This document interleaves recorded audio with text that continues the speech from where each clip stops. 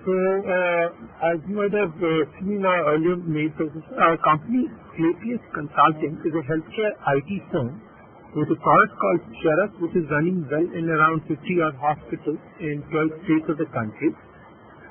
Most of our senior guys are folks from IITs and IIMs, including myself. And the product per se aims to cover end-to-end processes within the Indian hospitals.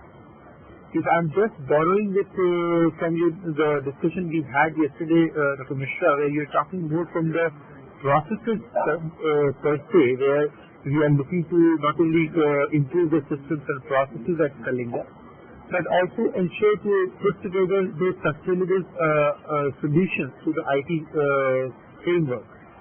In fact, one of our very thriving practices are on the management consulting side, where we have actually worked with hospitals who have said that can you reduce our consumable spend, or can you help us define the profit center, cost center, or get the budgeting process in place. So these kind of processes consulting have helped us in two parts. One, to understand the issues or the concerns of senior management people like yourself. At the same time, improve our products to a level where these process improvements can be institutionalized. So, for example, if you see our purchase order scheme, it will not just tell you which the vendor and the rate quantity, but what are the last 5 purchases and what is the last month's consumption and what is the ABCD, D flag, and so on and so forth. So, possibly in the next couple of hours that we spend, you'll be hearing the word process a bit too much from our side. But I think one thing which we have focused on day one on building the product is to ensure that the process efficiencies are achieved directly from the product. We also do some made-to-order solutions. Let's say if you have a specific requirement for your hospital which may not be available standardized in our product, we can design it specifically for you.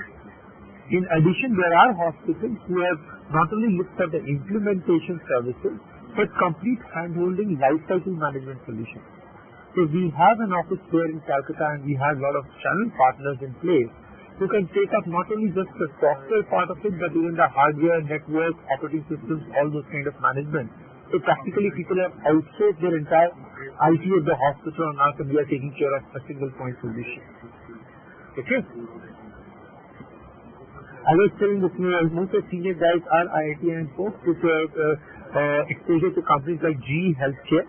And more important that is the entire team has been building just and alone the product for the healthcare IT world in India. So whether you talk about Manish Gupta, who was the group CIO for Forces, or whether you talk about Arvind Hiramach, who was the chief product architect for GE Healthcare, right now for the last 5 years of our operations, we are doing just the product for the Indian market.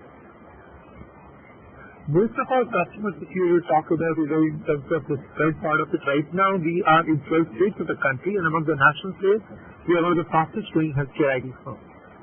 And the mix that's important right from the age of the hospital to the size of the hospital, single specialty, daycare, charity hospitals, medical colleges, we have able to put together a solution which fits a lot of these cases without a lot of customization. Having said so, when we work with Kalinga, obviously there will be those 10%, 15% requirements for which you might have to change the product or customize the product. But a good 80-85% of your processes should be able to be put together through a configuration scheme. Okay? In fact, to just build on the thought that you left behind yesterday, sir, I was just borrowing on the idea of the paperless solution. Now, if you talk about the paperless solution, you have set across a 2-year journey, and we appreciate the word journey here more than a destination, because most hospitals, even right now when you are getting the Fox-based solution in place, are covering more of the billing, pharmacy, inventory, front office activities.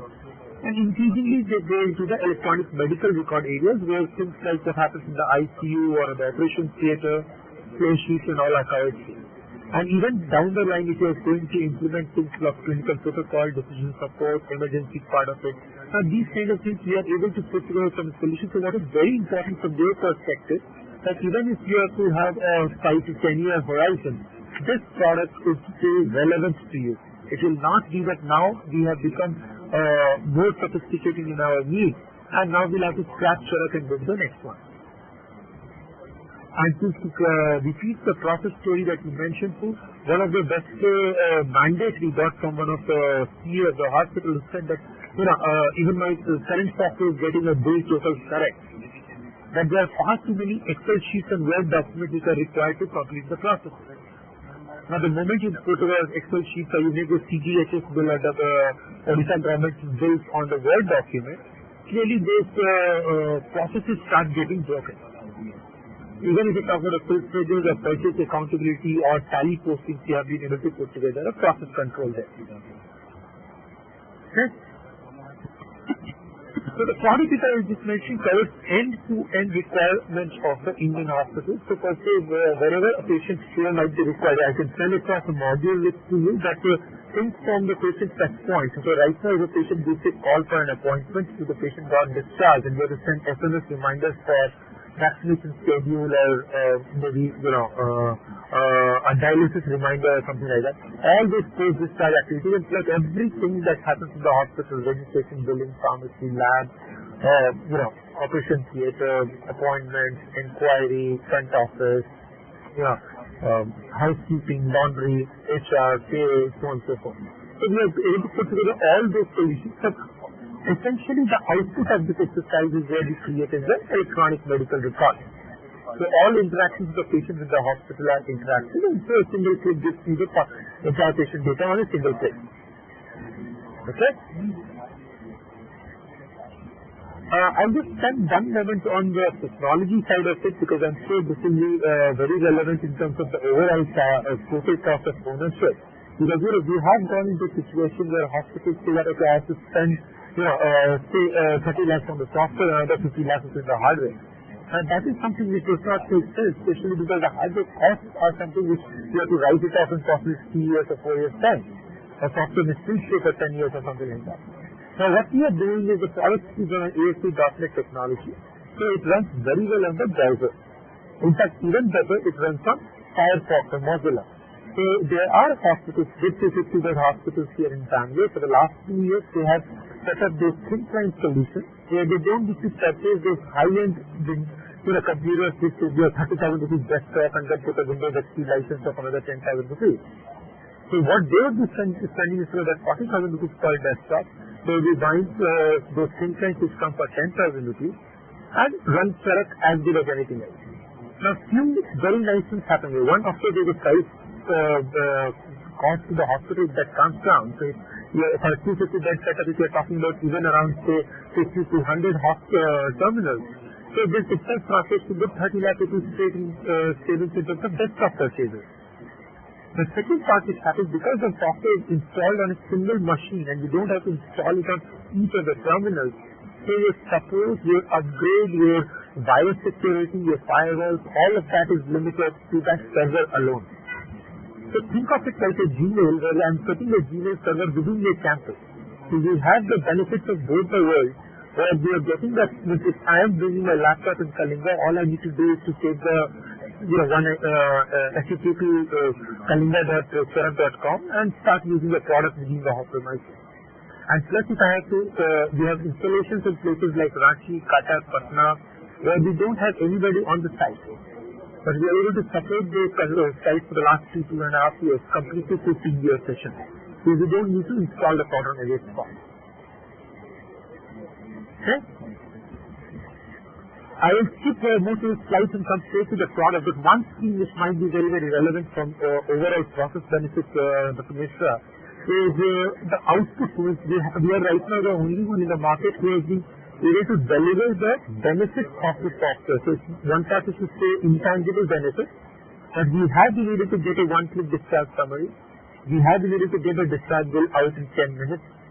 We have actually seen a reduction in pharmacy write-offs, especially what is happening in the particular customer is that they are making the pharmacy stock may say, 50 lakhs, while when you physically do the stock, it's maybe only 40 lakhs.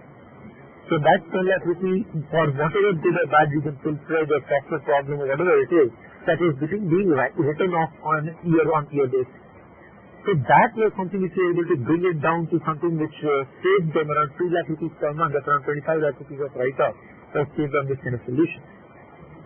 So when it comes to all of these, and the question is how do we achieve this kind of benefit, how do we achieve this kind of money impact to the product when we go to the product side. So I'll come straight to the product side. As I told you, the product runs perfectly well on a Mozilla kind of browser or Internet Explorer. So I'll just log in.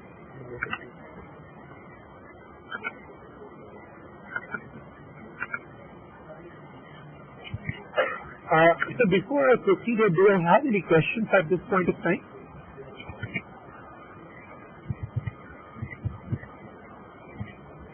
Okay, sir. So, what I'm proposing to do is to take through the patient, from a registration screen to the OPD consultation, pharmacy issues, lab reports and all, going into the admission part of it. And then we go to the admission, outpatient, seeing the billing and those processes. Because what I'm assuming is that, at least those 4 activities are something which needs to be fixed on day 1 to ensure that the billing is 100% pakka. And my, pharmacy inventory is 100% pakka, and so on and so forth. Okay. So, what you see on the screen, I would say the first thing typically people do, in fact, before I proceed, so what you are seeing here is that I am logged in as an admin user, so you are seeing too many icons at the top. If I were to log in possibly as a nurse, or I were to log in as someone like this is safe person, which is like this.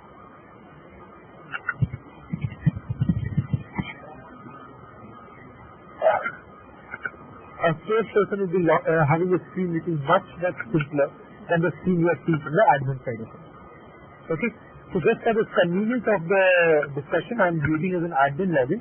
However, on a user basis, you will be typically seeing only those icons which are relevant to you. Okay? So,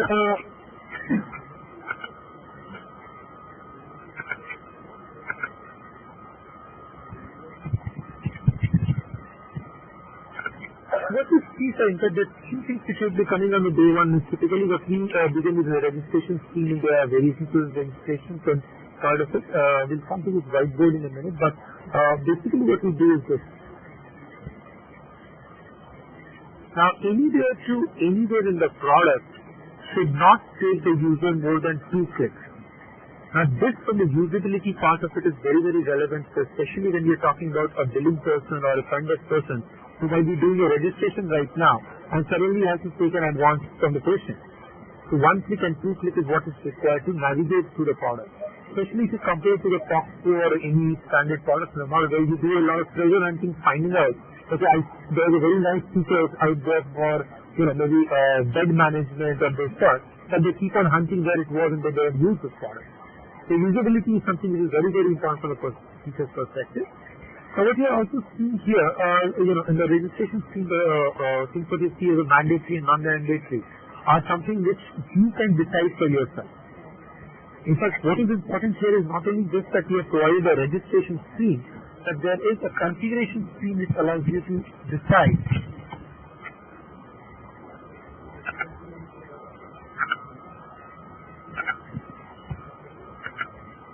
whether I want email to be mandatory or not, or whether I want the referral to be mandatory or not.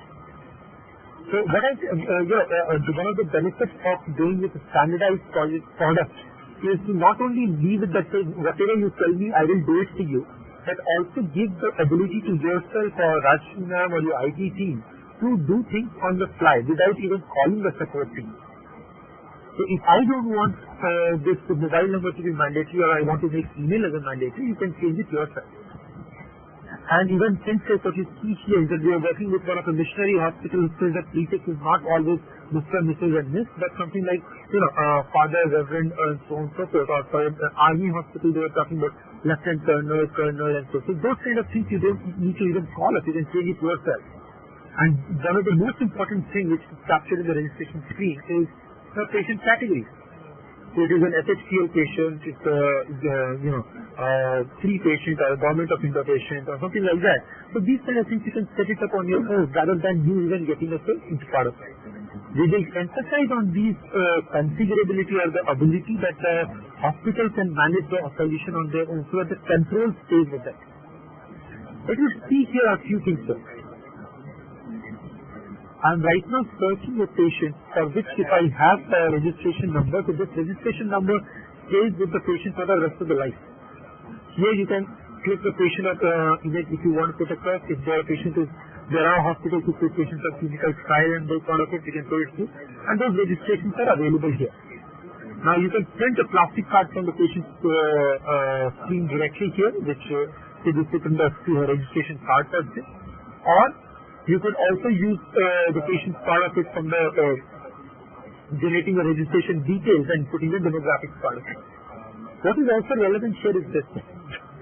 Let me talk about some variations in the baby register or a sick register, where in an emergency case you will not be having the liberty to enter even 10% of that data. So in an emergency or in terms of a short registration scheme, these kind of schemes can be leveraged to you. So you can decide what is mandatory, not mandatory, and go ahead as you said earlier. What is also relevant, sir, is if you talk about something like a baby register where the mother's details can be used to register baby, so it's kind of a stupid way to ask the register, either a phone number or the address of a baby when the mother is already in the hospital. So all it does is to search the baby's mother's registration number, and on that it pre-populates the 90% of the registration details. The other thing which is useful, especially from the front office part of it, if you are doing a camp, or I'm sure as Kalinga you'll be organizing part of a health camp stay at XIMB, and you might stay across anywhere, create a new camp, which says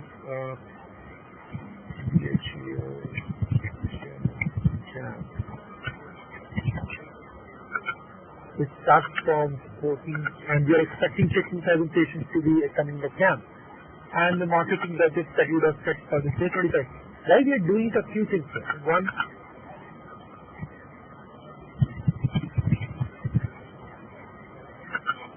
first, it gives you a calculation process that if I have set across a budget of that 25,000 rupees, and we had expected 2,000 patients to be screened, how many of those patients actually came to our hospital? And of those who registered in our hospital, how many actually got admitted and where we made money? So the return on investment for that can be calculated per se. And if the same part of it, if there are people that you do, you carry a register, do those, collect the data on each of these camps and come and put in the system. So you say I had budgeted for 2,000 patients to be screened, and right now we have seen no more than say 1,500 patients. So then you know the target versus actual calculation and return on investment for these kind of camps. Coming to the APD part of it, so what happens is something very simple. All the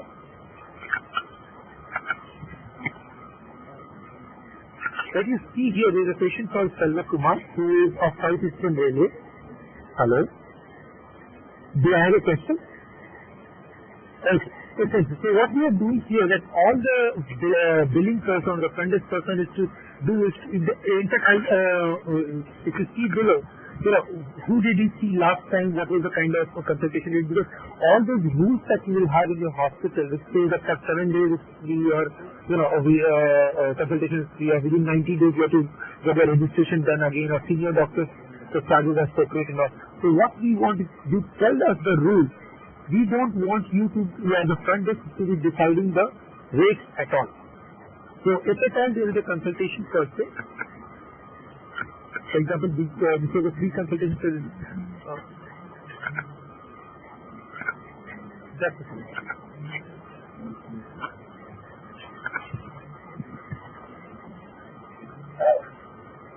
So for what we have considered, what it shows is that the patient is on cardiology has come for Dr. Bhogra. The moment I pick up Dr. Bhogra, his consultation rates come automatically. And if he has already been registered, and so there is no registration charge. So what we want is the front office should not be changing the rates at all, because that's where the office controls start breaking. If at all they have to give a discount, let the discount be given on its explicit charge. The moment they give a discount, the remarks become mandatory. I told you that the process controls in the system, so that if we allow rate change to happen, you will have no way to find out whether who authorized this kind of discounts in place. At the same time, a few things which should be relevant from the billing part of it, that the payments have to be done in a cash, check, credit card part of it. More important from the mix of payments. After 300 rupees is a fairly small amount. But say if the bill is for 30,000 rupees. You don't need to create 2 or 3 different receipts for that. If the patient says I have only 5,000 rupees in cash and the rest you please type on my credit card. What you can do is that I'm taking 100 rupees in cash, or it could be a credit card, it could be an electronic transfer. We are seeing these things coming to the system. So on this payment, I've got 100 rupees in cash or 200 rupees on credit card, and you can go ahead with the process system part of it. And if you see the printout, the entire 300 rupees bill has been split across these 2 different payments.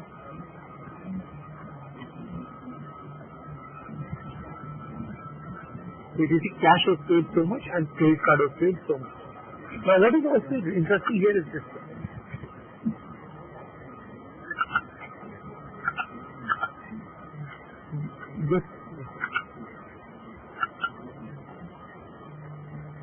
We maintain this kind of an account balance for a patient, which can be printed and given to us a single passbook kind of calculation. We say that this is my revenue from a patient across multiple visits. So that is credit and what is the total balance for. Now this has been used by different hospitals in a very innovative way. Because what is happening is even if it is not a very high-end hospital or something, but for just like you take an advance in IT, the hospital went ahead and started taking advance also in outpatient setup. So what I'm trying to mean is that right now the patient has to, if the patient say talk about something like a multi-visit patient, somewhere like a dialysis or a gynecology part. Now the husband does not want the wife to be carrying cash for all each time she is coming in, but he knows that for the next 9 months he will be coming to Kalinga, maybe for consultation, for ultrasound, lab tests and so on and so forth. So what he does, he deposits his 5,000 rupees with the patient or with the hospital, and this 5,000 rupees acts like a prepaid card. So I can get a consultation done on this, I can get an OP bill done on this,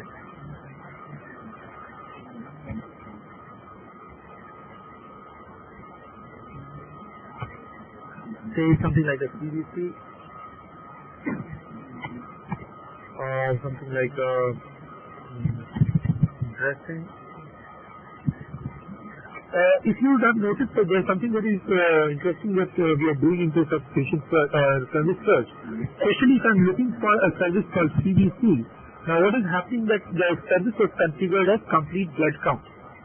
Now, if I don't find it in the first few characters search, then I'll just call the IT and ask it to create a duplicate code. And for the same services, suddenly we have 10 names there.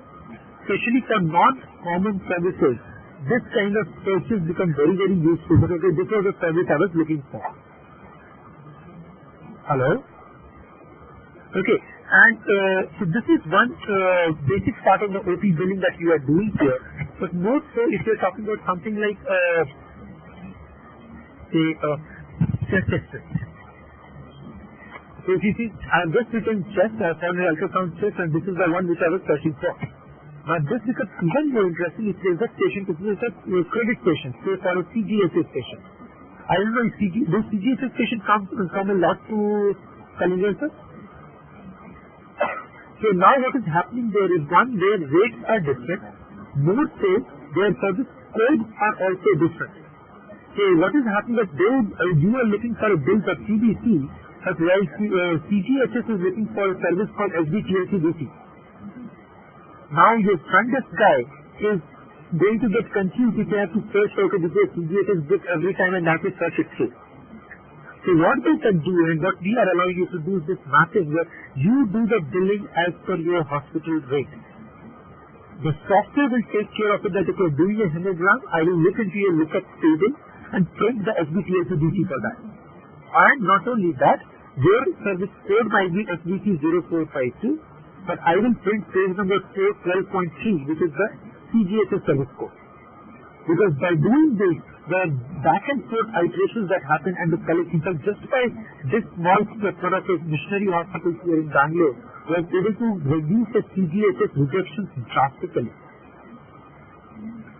Because what is happening that every time they have to look into the book, write their surveys and send across in the Word document or an Excel file, and kept on, and the corrections were anyway lost. What you're seeing in this bill are two, three things in addition, sir. If you have to give a discount, let's say for the 3 X-rays were done, and so on and so forth. Now, if you have to give a discount either on a row item or the discount on a total bill, you can give it here. But what's more interesting here, the moment you give a discount, either in a percentage or on a fixed amount, the discount remarks become mandatory. So who allowed for this discount? Dr. Chetna did under a community gathering or something like that. And what was the voucher number, reference number, you can mention it here. So this is something which we are allowing you to do this calculation here. Now, two things can happen at the payment stage. One, I can receive this 564 just like what we did earlier in terms of cash, check, credit card and those payments.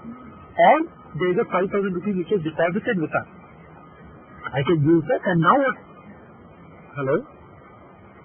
So now there are few things which have happened very important for the, let me first answer this, I'll talk about the OP advance investment. What we are also doing, especially in the, because the doctor accounting at the end of the month is a hell of a headache for a lot of hospitals, especially if the data is not captured correctly at the billing stage. What has happened here, at this particular patient, the things that you see in the brown, for a mini dressing, we have what's called a professional service where I have to pay it to a doctor. Think of an ultrasound or think of a CT scan or a CAT procedure where the radiologist has to or the cardiologist has to be paid. There's a number of dressings, a number of ultrasounds that we report on. So what has happened is Dr. N.N. Gupta is the one who wrote the prescription, but Dr. N.N. Iyer is the one who has done the dressing. And this is the data which gets captured during the monthly statement when we are calculating the payout. Even so, this data is something useful for your statistical purposes, even if you are not paying the doctors on per dressing or per services and all. Okay. Now, on this totally advancing, we have there, so the two things that has become useful for the hospitals, especially in Bangalore, where we have seen doctors using, hospitals using it as a marketing tool as well. That their logic is that gynae patient will come here for 9 months, even if there is 50 rupees retaining on their plastic card. 9 or 10 times the patient will come back to us. So this is something they use for retaining the patient. And from the patient perspective, they don't have to stand in hundreds of queues and they don't have to, every time they buy a medicine or every time they go for a dressing or something like that, they don't need to, carry cash and stand in the queue. So the convenience factor comes to them. Okay, so these together is something which has been very, very effectively used by the hospitals which we are talking to. Now, what you also see here are a few shortcuts that this.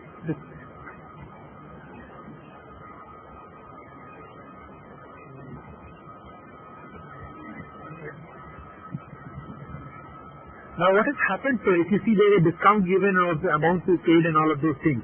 But what has happened is whatever is cut as a lipid profile or a hemogram or an X-ray electronically reaches the lab.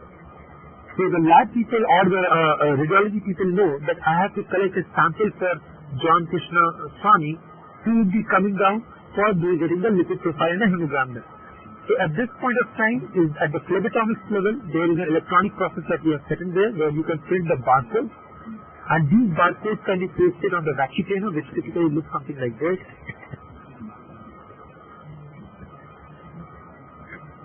This could be something like this, and these barcodes can be pasted on the vacuum and can be installed on the can be put on the lab devices, and the lab data lab orders as well as lab reports can be automatically generated based on the lab device interface. So in this case, if you see, these are the two tests which have been ordered. I click the test now. Now, CAPS is working with hospitals which are NABH accredited as well as labs which are NABL accredited. So So all the different processes which the NABH and NABL are fairly stringent on and have an implication on the IT side of it, we are following it very, very strictly.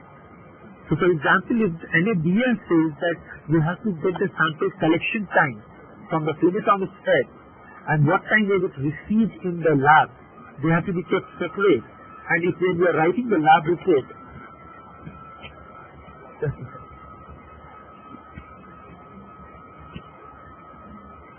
when you are writing the lab report, we need to know what is the sample reporting time and the result time. So a typical lab report will be something like this. Now this conforms strictly to the NABL format, which like this biological reference intervals and end of report and so on and so forth. Where it tries to calculate and automatically say whether the platelet was in range or the hemocyte was out of range and so on and so forth. With, sample collected on, sample received on, and context around that. There are times like total cholesterol or something like beta HCG, where the results might not be discrete. So if I cannot calculate a number and say on a beta HCG it's on a different range, you can get a report configuration with something like this. Hello?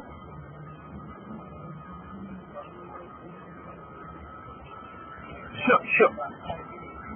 So there are, in fact, the pathology reports are on 2-3 types of it, sir. If you see, number one, if I have to,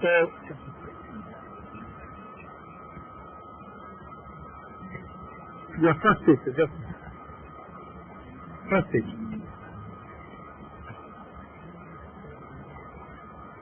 Sorry? Yes, so there are two parts. The barcode is generated when you're collecting the sample, and that barcode can be pasted not only on the reports as well as worksheet, but can also be pasted on the vacutainer where you collect the sample. And that sample vacutainer can be mounted on the lab device, say it's an auto analyzer. Okay, and on that auto analyzer, the barcode will tell the device whether you have to do sodium potassium or you have to do the entire electrolyte. You don't need to punch that number in. And at one point you said you are mounting 12 different vacutainers. Each of the vacutainers has different tests to be done. Right? And now since we are mounting the barcode, the device knows what tests need to be done, and then the results which are coming out, which you are seeing here in this screen, are automatically pasted here. So if I will show you a report which looks like something like this.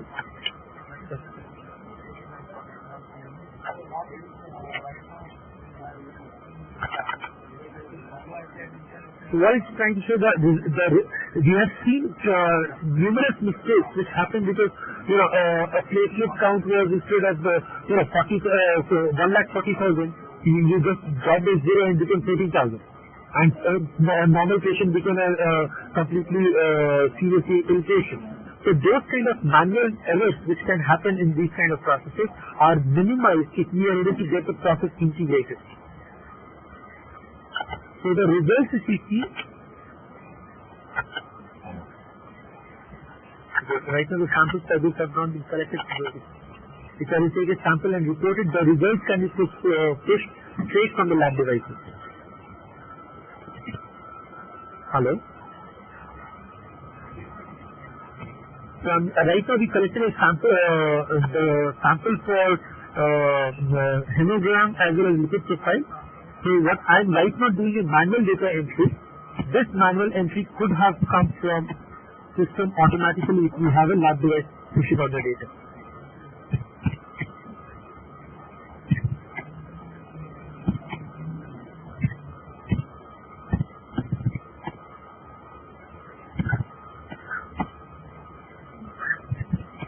And what is also relevant is showing you all the past results, especially for a lab technician to compare what is the, say especially in inpatient setup, I'm monitoring the SGOT continuously.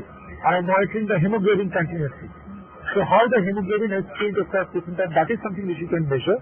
In fact, if I also show you a report, it is just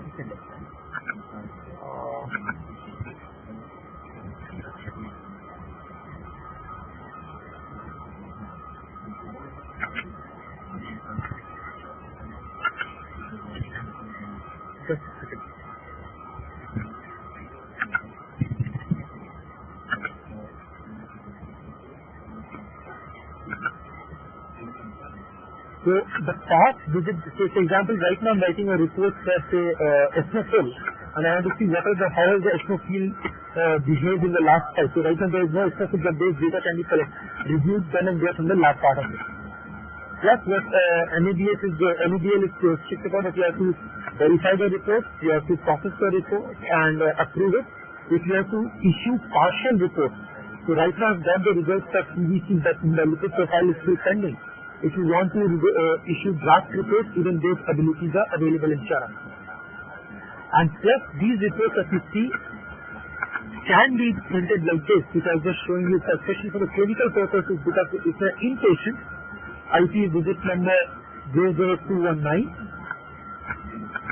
So on 6/12, this was the done endoscopy creatinine.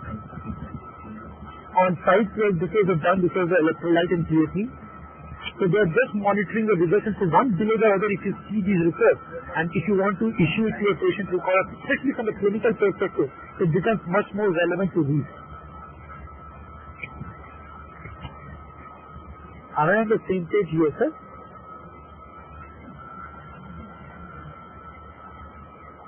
Do I have a question here, sir? Please tell me, sir.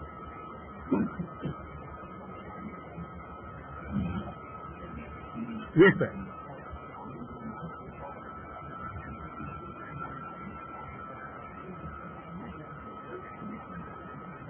Yeah. Yes.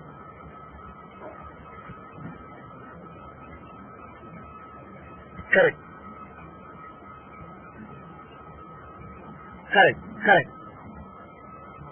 Yeah, actually, sir, we have something. There is a normal range, which would be, say, hemoglobin could be, say, 8 to 12 or something like that. And there is something called panic value. So panic value, if you have something put which is, either a typographical error, or it could be something which is, instead of 12, you have put 1.2, or you have put 120. Right? So those kind of things, you can say, every test comes with two numbers. One, there is a normal range on which we do that bold and, the alerting system. That if you are crossing a panic value, it gives you a pop-up which says that, are you sure this number is not a typographical error?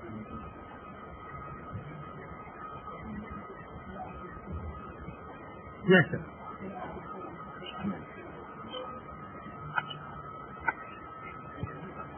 Exactly. I think what you are saying is something which most of our pathologist friends have been insisting on, because what is happening is, a normal range, first of all, the normal range itself changes by quite a few things. If you see here, if I'm talking about something like a hemoglobin and all, it changes by infant number of days and all, it changes by male, female, changed by, adult, pediatrics and so on and so forth.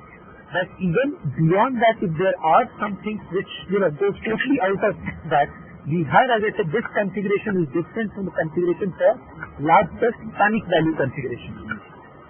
Yes. And in fact, while we are here, there are 2-3 things which might be very, very relevant from your perspective, sir. Something like, blood group. There are only 8 types of blood groups that we are knowing. So you cannot write a A positive. Let me do this here.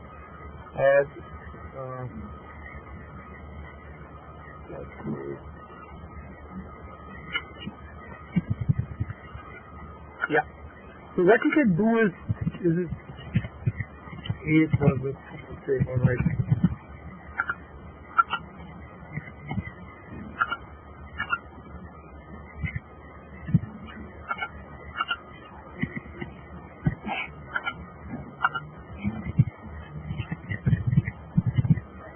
So what I'm trying to do, say, something like blood group, something like DDRL, is either calcium negative and, those kind of stuff which we're talking about. So what we can set across is a list of drop-down values. So we don't allow this, you cannot write a negative like this as well as like this, or, some people write it with a double quote or something like that. These things which, make the research non-standardized. Correct? So it's for specific tests where we know that the range of values will be either positive negative or GDRL positive negative. So you don't really allow them to say yes or no to that. You can say only positive or negative, that also is a particular format. So it gets standardized from your perspective. Do you have any other question out here?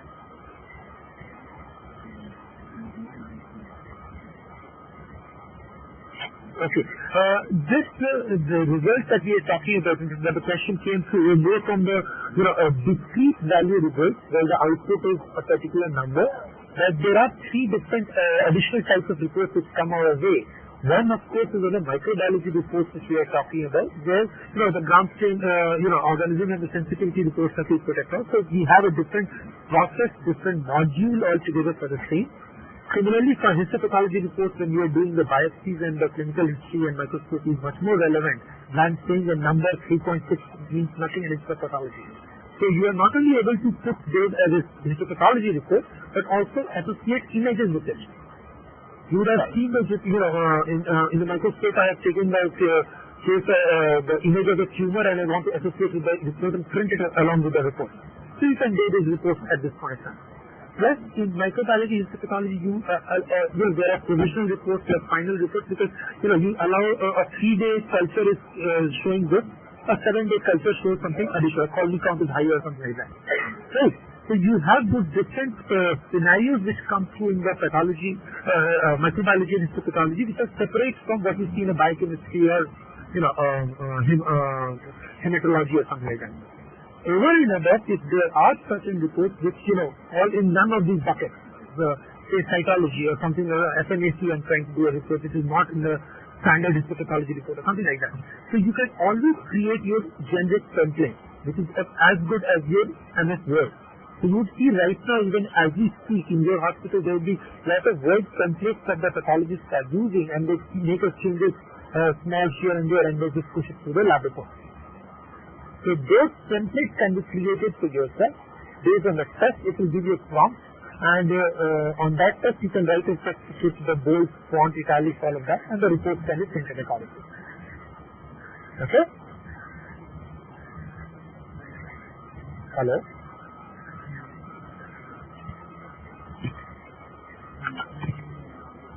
Hello? Yeah. So I'll just close this. All the lab is a discussion which I can possibly go for, hours together. But in the interest of time, I'll just close this on a single report, which is, again, from the MEBL perspective, is very relevant from the turnaround time report. So they want to know whether the sample order time or the sample collection time or the average reporting time that it takes for a hemoglobin report, or the average that it takes for a lipid profile report. So those turnaround time calculations across different patients, across a period of time can be calculated here. Going back to the outpatient, I will be digress clear about from there. But let me just go back to the patient that we're talking about.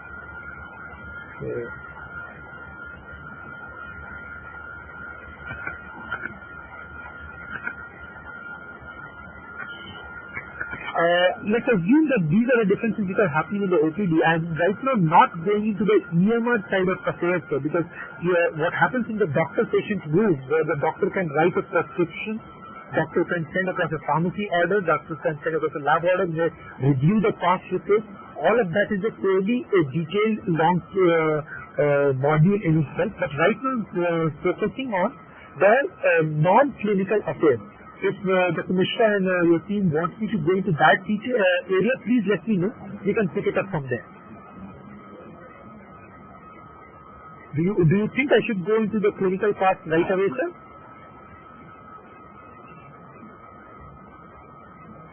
We can go to the next step right away. So now, assume that all of this what we said, this patient has come through an admission.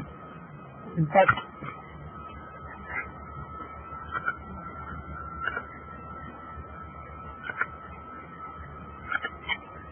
now, typically, we know that in the admission side, especially in your case where the bed maybe 120% occupancy is the question, so there are few things which you can do here.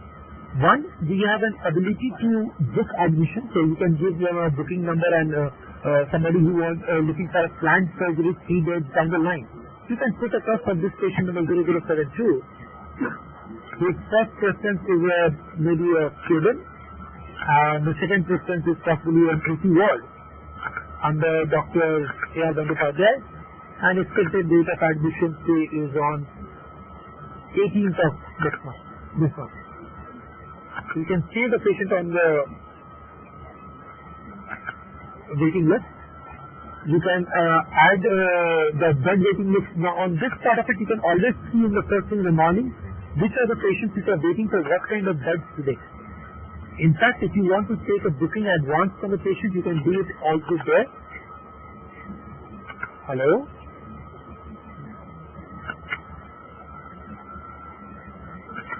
So if the patient has to make a small advance of 5,000 rupees, and this advance will automatically get converted into his IT advance when the patient gets admitted. So I can print a receipt and give it to the patient then and there. Now on this admit list, few things are happening. Now if the patient comes for the admission, you can admit the patient straight from here. So this is my waiting list number. All of those details have automatically come here, as you can see. What is very important from your front desk part, you know that this patient is not a credit patient. That the rate list it will follow to South Eastern Railway. Now South Eastern Railway might be following the CGHS rate or not the railway rate, I don't know. So these mappings will be done automatically in the system. Nobody has to manually come in the picture and do those credit billing and rate list mapping process. All the front desk does is number one, they select a bed. In this screen, now they say, hello. And this screen say for your kind of setup, it will talk about students. Now these are different wards I have. The patient is looking for a deluxe room. So okay, I have a deluxe room on 7th floor. Or if the patient is looking for a cabin. Okay, I have cabins on 5th, 6th and 7th floor. I flip the cabin. Now what you are seeing are two things here. One, these are the beds which are occupied. Now say there might be some beds which are free but are under housekeeping. Or there are patients for which the discharge process is going on. So you can plan your bed occupancy based on these kind of things. So all the front desk has to do is to select a bed and save the bill. In fact, here there is an admission purpose which is managed. So it's a dialysis patient. And your admission is pretty much over. But I will take, now this is one of the simpler part of the screen. But let's talk about two things which are important. Here in the bed itself, I am getting a one view if the patient comes here for managing for a general ward. I know that, okay, I don't have a general ward bed available in third floor, fourth floor, but there's something which might get available in fifth floor. So now for that period, till that admission, I can put the patient again on a bed wait list or might give him an upgrade. Now the moment you give an upgrade, there are few things which happen because it's not just the bed rate change, but also gives, the services like a CDC where costs you 100 rupees in a general ward, but they become 150 rupees when I'm doing in a semi-deluxe ward. So those upgrades, so the rate list will be of a credit, but the billing will be of, say, a deluxe room, or something like that. And the estimated days of stay is 4 days. So those kind of things can be added out here. Yes. This will also give you allow you to send patient SMS which say that your patient number this is this, you have been allotted a bed here, or you can send an SMS to the doctor that your patient number such and such has been admitted in such and such hospital, in such and such bed. You can put it there. In the same screen, you can look into the past admissions of the patient, if there are any. Or you can admit a patient without showing without putting a bed surface and put the patient to a wait list. In your case, what I'm saying is happening more often than not that I need to admit the patient, but I cannot right now allocate a bed. So all those options are available in the screen itself. Okay? Now, in addition, if there are an emergency certificate for an emergency admission, or if I have to talk about, an IP record has been printed, these can be done straight from Charak already.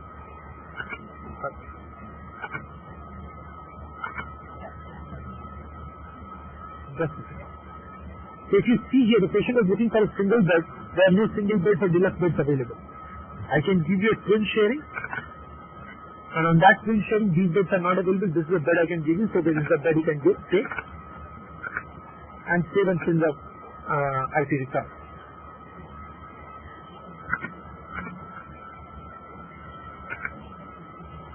These IT records is something which we have already worked with NABS format. So if you talk about consent for hospitalization, consent for financial consent, and so on and so forth, can be very well picked up here. Okay. In addition, if you want to print those labels as a sticker, because what you can do is that you are, rather than writing the name, age, gender, location every time in the patient file, you can print this kind of labels, smaller, with a barcode if needed, and they can be used as stickers all across the hospital. In addition, sir, I talked about the process side of it, where we have this concept what we call as a checklist, where it's not enough to just admit a patient, that you can create your own checklist item, and that this checklist is more of an infrastructure which has been very, very helpful in streamlining processes. So that admission, something as simple as the patient is going for a surgery, so they have a checklist which says the patient is milled and mouth, or the patient has a jewelry handover has been happened, or a consent form is taken, or the advance is deposited, and so on and so forth. So you can prepare your own checklist. You can also, there are two things which happen here. One, you can put up a check in who was the nurse who took the consent, or who was the nurse who did the jewelry handover. Because tomorrow, if there is a problem on that, I can trace that nurse who actually did that activity. And even so, something like the discharge checklist, you can do a cycle time calculation. Because I need to know whether the patient's discharge intubation was done at 8 o'clock in the morning, the bill was ready by 9 o'clock, the pharmacy was cleared at 9:50, lab reports were done at 9:30, but the discharge summary took 11 o'clock. So this checklist also sounds like a very simplistic and a cross screen, but as an infrastructure it is a huge workflow component which allows you to control your processes and standardize your delivery system much more. The word that we used yesterday, Dr. Mishra, on the system side of it. This ensures there are systems in place.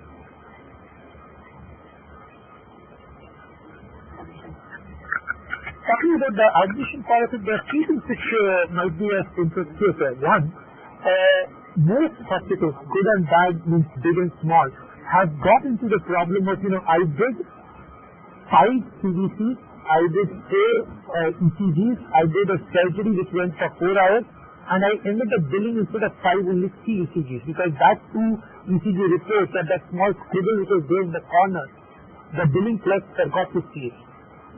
Or that CVC report had not come in, and that's why the patient went away, and now after discharge I'm getting a CVC report in my hand, and nobody is going to pay for it. Now what we say that these kind of, and these are pure money questions, because that impacts the bottom line, because the money, when the patient is gone, there's hardly a day that he can get the money back. So what we believe is that we should go into making an event-based billing system. Thereupon, you don't really need to make a discharge bill at the time of discharge, which anyway takes 4 hours, 6 hours, whatever time of period. We believe the moment a particular service happens, the charges should be posted automatically in the system. So actually there are hospitals which do not have a large billing team at all. They say that okay, things like bed charges, nursing charges, doctor visits, they are, say, as per rules. They can be automatically posted in the system. The moment 12 o'clock night happens, put a ward charge. Now we have ward nursing processes where the nurses can make orders for lab, for radiology, for pharmacy, for things as much as dietary part of it, for physiotherapy. Pretty much all these treatments, and the patient care can go through the, okay, this patient, now if you see the status here, that's very interesting. I am not allowing you to go to the next step unless you have completed your checklist. So this is a process control that has been installed in the system. If you have not printed got the admission consent, or you have not got the admission advance, please don't start doing the treatment. You may choose to stop the process, or you may choose to override the process. But whoever overrides should have the access to it, and then you know who has done it. But see, if you look at a patient who has got that access to this patient. Okay, I'll just reload the page. This is something which is very interesting for the process control. What it does is, based on the advance that has been given and based on your hospital's process of minimum tolerance level, the software gives a pop-up which says the patient's account balance is less than the minimum balance that is prescribed. So So now it does not stop the treatment. But what it just says is a caution to the nurse that if you are ordering a very expensive investigation, or even that, just as a caution that somebody needs to go and ask the patient to please top up your advance. How do I know about the fact that? Because I am doing an event-based billing. The bill is ready at any point of time. It's a concurrent billing going on. And plus here I'm seeing these are different lab tests which I had ordered so far. I'm making a new lab test, so which is fine.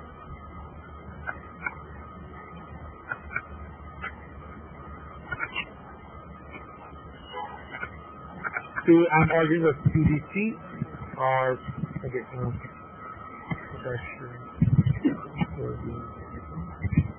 calcium.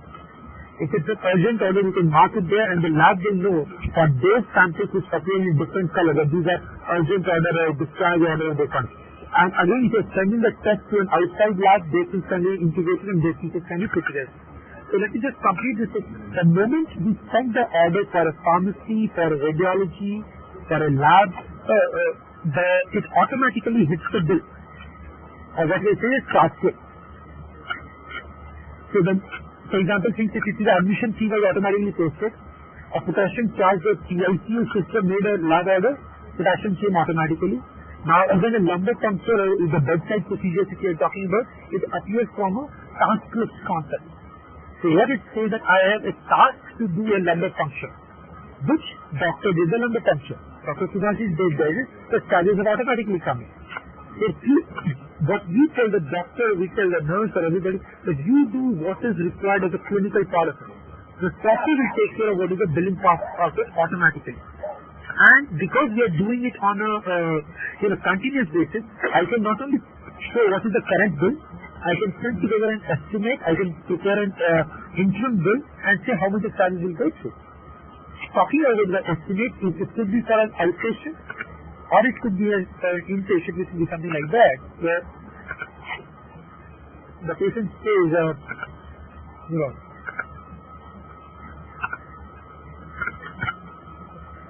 I want to estimate for a CABG. The moment I do a CABG, I know that these are charges to pay 1,50,000 rupees. In addition, the patient says, in addition to CABG, I also want an ASD closure. Okay, we'll put across that additional service. And say the total charge will be approximately so much.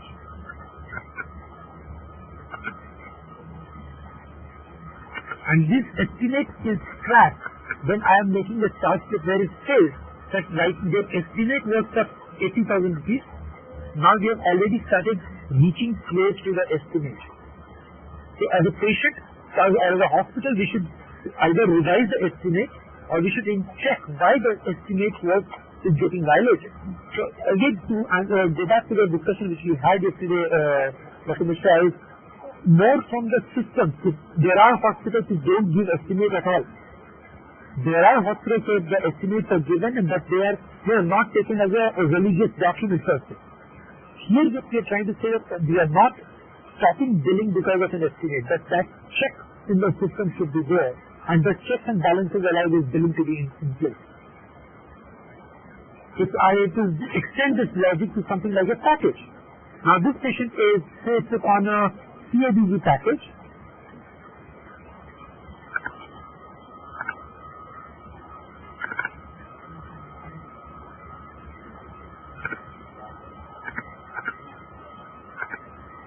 There are no packages. So this is a package which is for 2,000 is small amount. So assume it is for angiogram. Now you put a package for an angiogram in the package to get for the first patient. And now during the angiogram you also do an angioplasty. So this software allows you to post one patient on 2 or more packages. Rather than putting on a single bill and and how the package concept works in Charak, it's using. In fact, I'll show you the configuration screen which will answer anyway a bit of what I was trying to put across.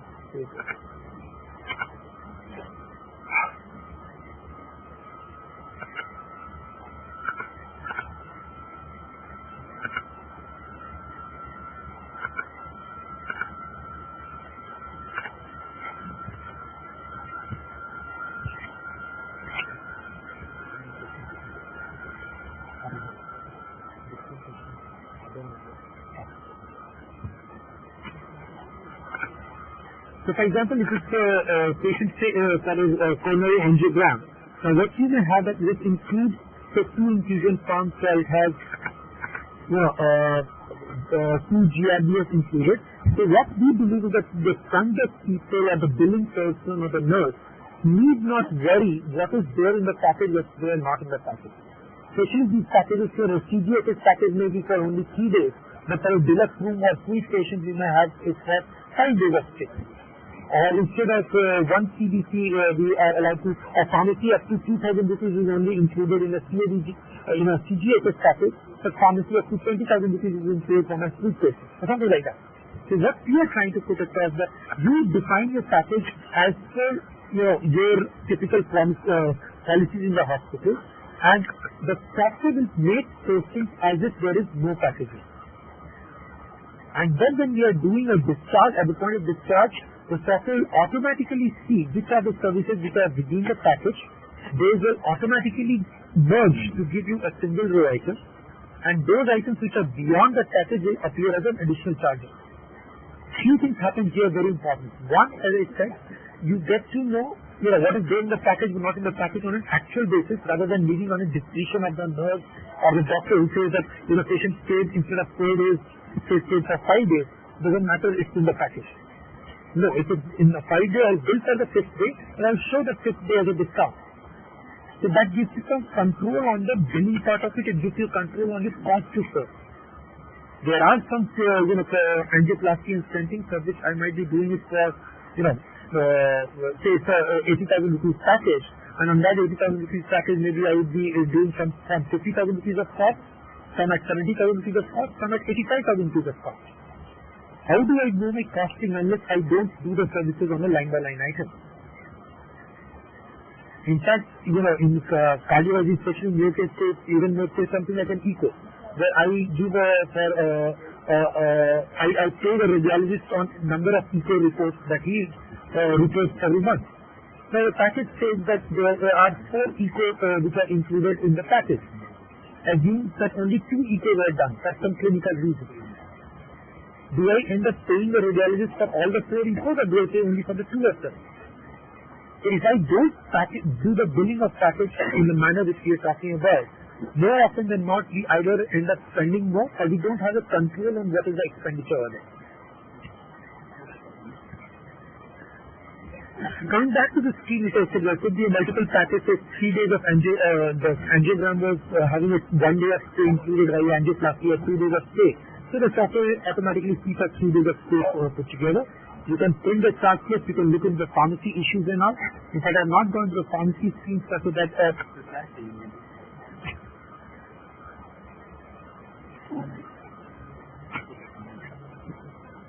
second, you could tell me an order number where I can show the package. So, sorry sir, if you talk about something like a pharmacy issue, typically the pharmacist gets an order on his screen like this. These are the different nursing orders which have come through, their OP orders, their IP orders, all of that, on which they click on the order. If the item is there in the part, in the stock, there is certain issues, it hits the stock as well as the bill automatically. So it's actually one click issue that their KRA is to ensure this thing that the different items which are there in the order, I press an issue and goes to clearly. Not only that, if the nurse has to make an order, she might say for CABG or for a C-section, she might use something like a kit that we allow.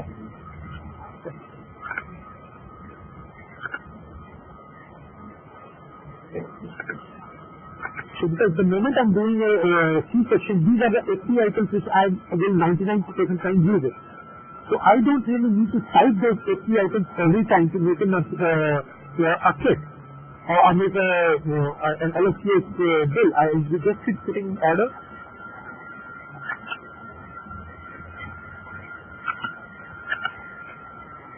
I'll have to put the checking.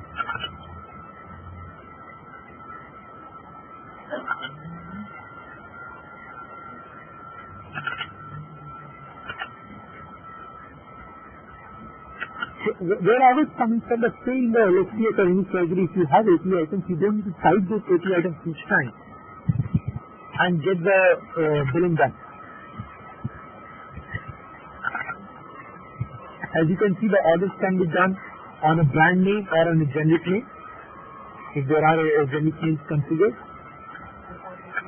The hospital is not using generic names, that's not configured. There could be an approval part of processes, and these could be put through the pharmacy automatically. The moment the pharmacy pays the charges, it comes straight into the start.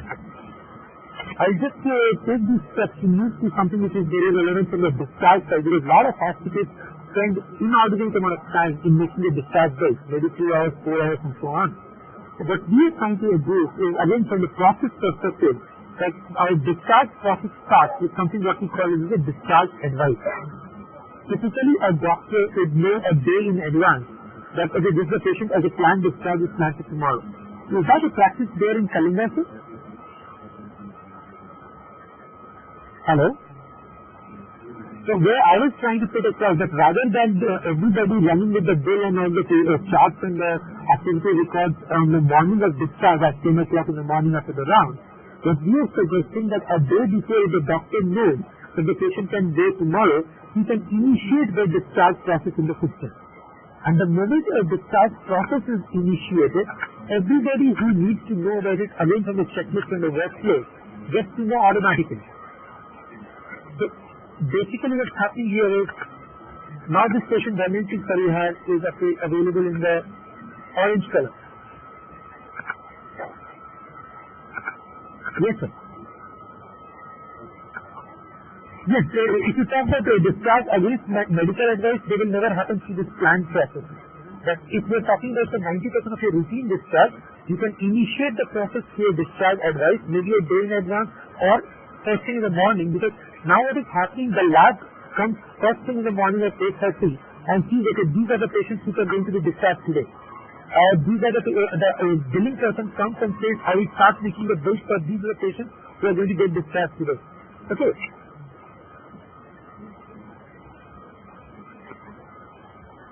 Yes, in fact, you can do it at any point of time when you are confident that this patient is going to be discharged today or tomorrow. Because the objective of this process is two things. One, from the different service providers, whether it's nursing, radiology, lab, pharmacy, everybody knows that I have to clear this file on a priority. Okay, so even say the resident has to prepare the discharge summary a night in advance, because tomorrow morning the patient is going to get discharged. Okay, so what is happening when the patient is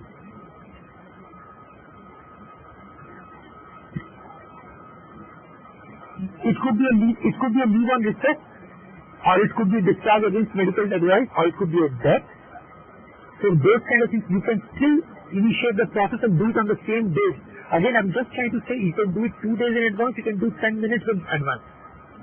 The whole purpose of it is that if you are using it judiciously, then by the time the doctor finishes his morning advice, at 10 o'clock he'll be doing the rounds, and at that point of time he says, okay, these are the 3 patients who are getting discharged. By that time the doctor comes back to the nursing station and writes the discharge note.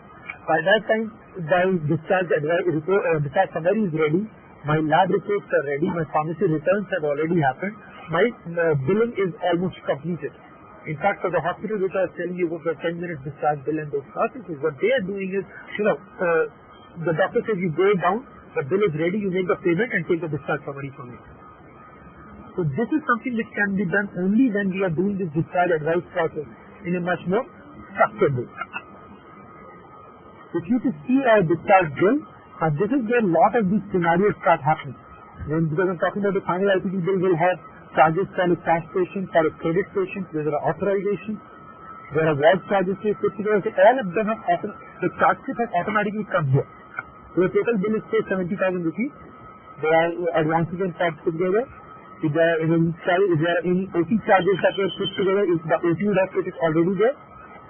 Now all the rules that you have for your OT, sir, which is a start time, end time, the OT rent is based on number of hours or something. Or if there are 2 surgeries, major OT, minor OT charges, so it's a sample surgery there.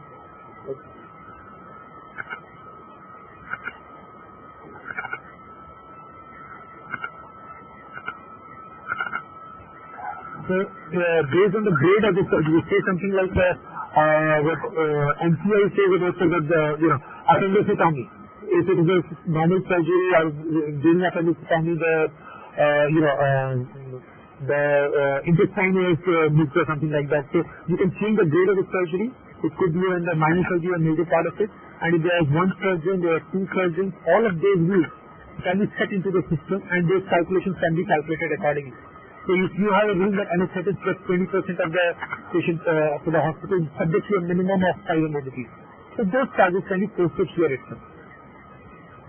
And these will be something which will go into the final IT bill automatically. Again, there is a discharge checklist as I said. On this you can say whether these 10 activities bill was paid, form was created, expense were received, honor was received, and you can create it on your own. So this gives the checklist part of the system. Plus, if there are any pending orders, so these are the orders that are sent to pharmacy but they have not yet been billed. So you would call up pharmacy and say either you cancel that order because the patient is going, or you issue the bill, stop because I have to make the bill completely. So those charges come into picture. Plus, if there are any discounts to be given, discounts say on line item or say on all lab services or all on-ward services. We can post it that way as well. Put together, the bill comes something like this.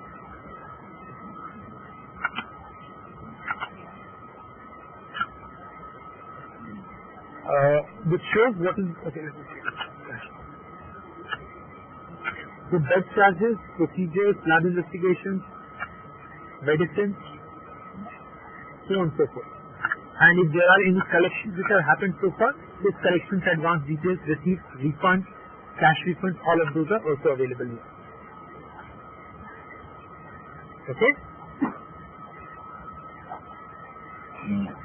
Now let me add a complexity to this. Let's say this is a credit patient. There is a TTK which is going to pay the amount. But here also there is a question of the co-payment that they say that 10% has to be collected from the patient. Or there are non-admissible charges which TTK is not going to pay for. So those charges can be not only allocated here, but there's a formal scheme which we call the bill authorization.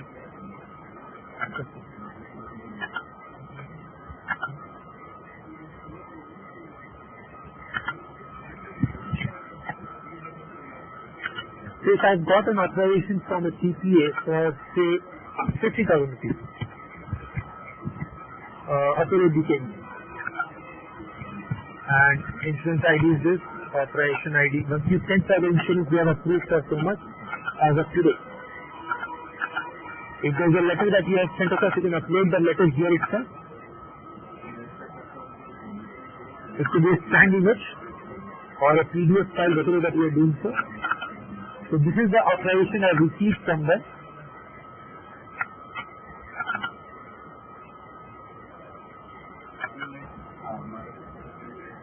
And so I have got an approval of 50,000 rupees from the patient, from CTK, the appellate DICOM.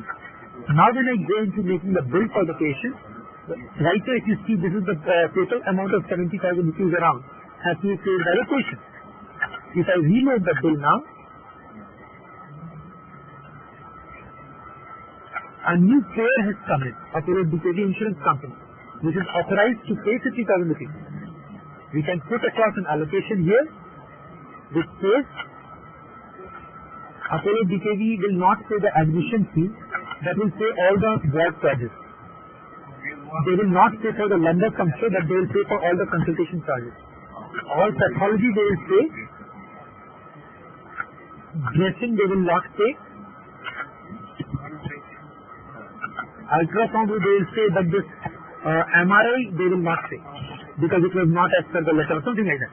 So what has happened is something very interesting, sir. You are seeing an allocation which has happened here, including the service tax in the TDS part, which says that out of 50,000 rupees, 61,000 rupees can be paid. So then you start calculating yourself. You say, no, this is an amount which the authorization is only for 50,000, the software will not allow you to proceed ahead. Okay? So what it will do, now then you can start saying, okay, on these charges, 50,000 rupees the patient will pay here. These tests patient will not, central line insertion, I'll get the patient details.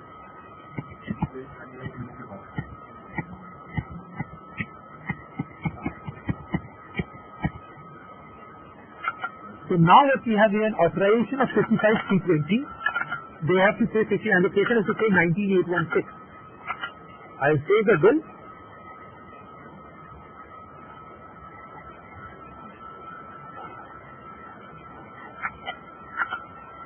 If you see the printout here, I'll take a slightly large bill here, which is very, very relevant from the system perspective. So this was a 7 lakh rupee bill. Total the patient paid for 1 month and all. And this is the total charges as per this, and this is the advance. This is the net amount of advance, total amount to release, the amount payable. Here it is showing a breakup. TTK to pay 3,20,000, patient to pay 289,904.61. Of this, we have got advances service and the receipt of pain assessment. Now, what is also interesting is to see the detailed bill.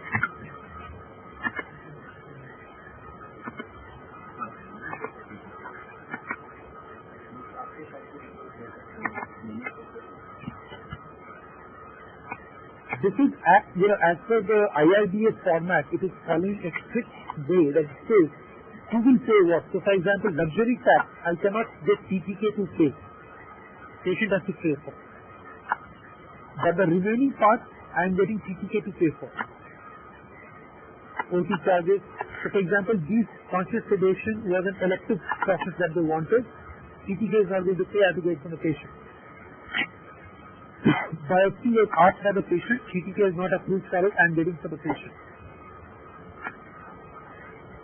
So this, and similarly to see the lab investigation, this is a detailed bill, sir, and I'm just going to all doctor fees,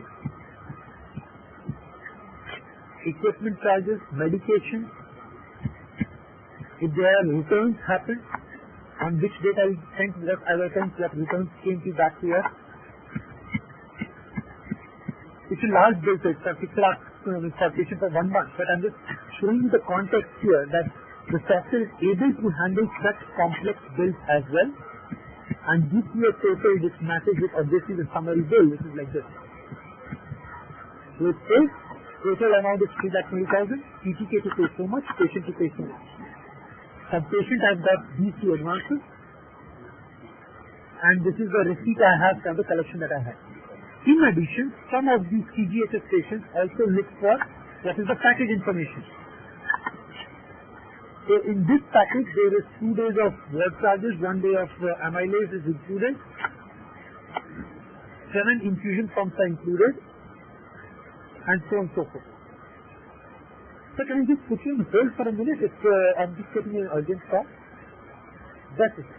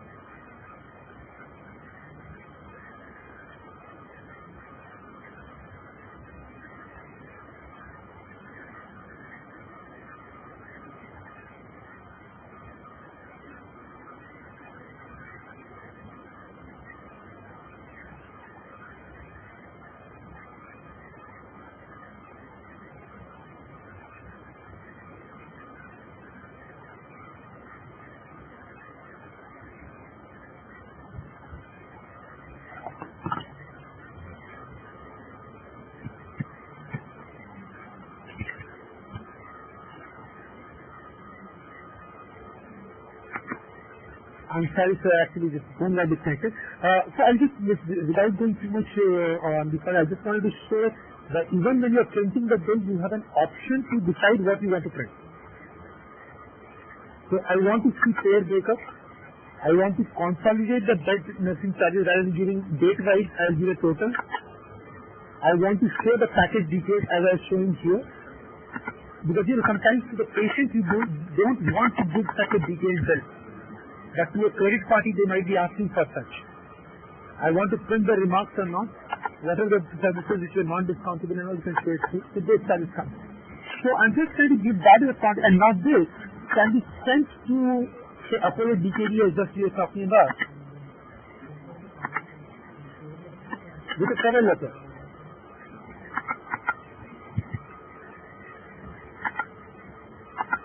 Dear sir, please find the bill attached for this can be edited from your site with the patient number, what's the bill amount, and this can be put together. That's not enough to just send a bill, because this is something which a CGHS charges or something. As I said, first the service name, service code, the service rate are fixed up based on these different types of credit parties. But what happens that right now when we send it say outside the system, and tomorrow if we, of that 50,000 rupees that we had billed for, we got only say 45,000 rupees. Now that 5,000 rupees is a revenue loss because it could be a rejection for as simple thing like you are supposed to send across a lipid profile report. The lipid profile report was not sent, and hence they have deducted 500 rupees. Or whatever. So we have a scheme what we call as a credit bill settlement. Say something like this.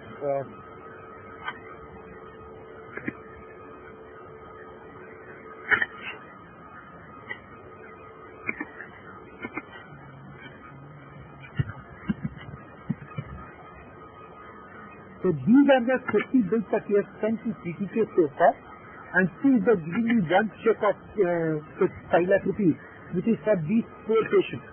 Now if they are, right now what happens is that we make these postings directly in Tally. Now the problem in the Tally is that if there is a disallowances, they write it as a narration.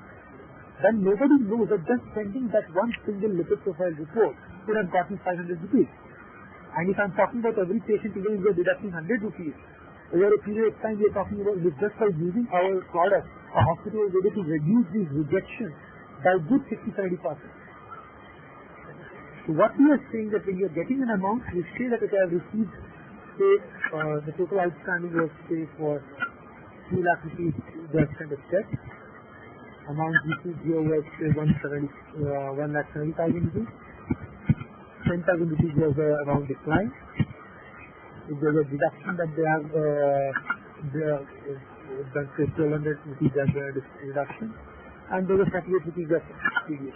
So few things are happening. One, we are able to track your decline. In fact, there is a disallowance module which allows you to analyze these declines. Plus, it allows you to close the bill, to know your outstanding position correctly from the software itself. You don't have to get to Tally to find out how much money does CGHS earn, or how much.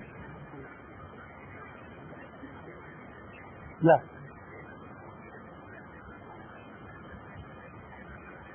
Yes, you can do that absolutely. Just one logical step that has just been stepped out. Once you have done this, you have a one-click posting into Tally. So that allows, I won't say the Tally scheme, but this kind of output that you're talking about. I'll just take a minute here because it's important from the entire closure, completeness of the cycle. We started from registration, going into the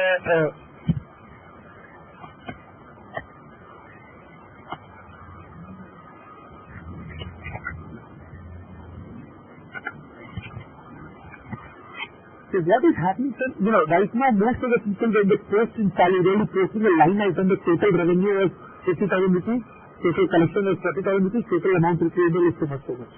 Now here, we post it as you see here, split for IT, that how much is accommodation charges, and all of this is happening automatically. Nobody has to come into the system to say that this bill of whatever, so let me take a large bill,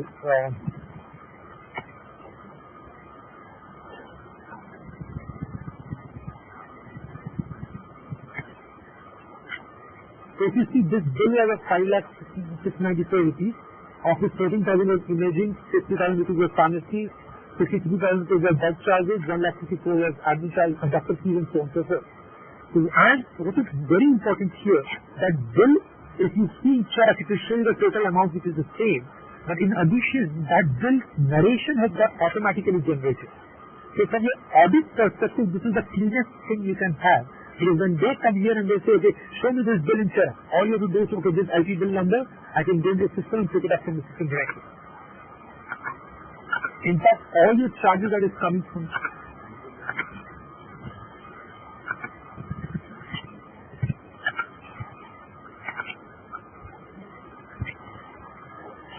so this would be from the billing side of it. If you talk about your purchases, which is another large part which goes into tally, say something like this.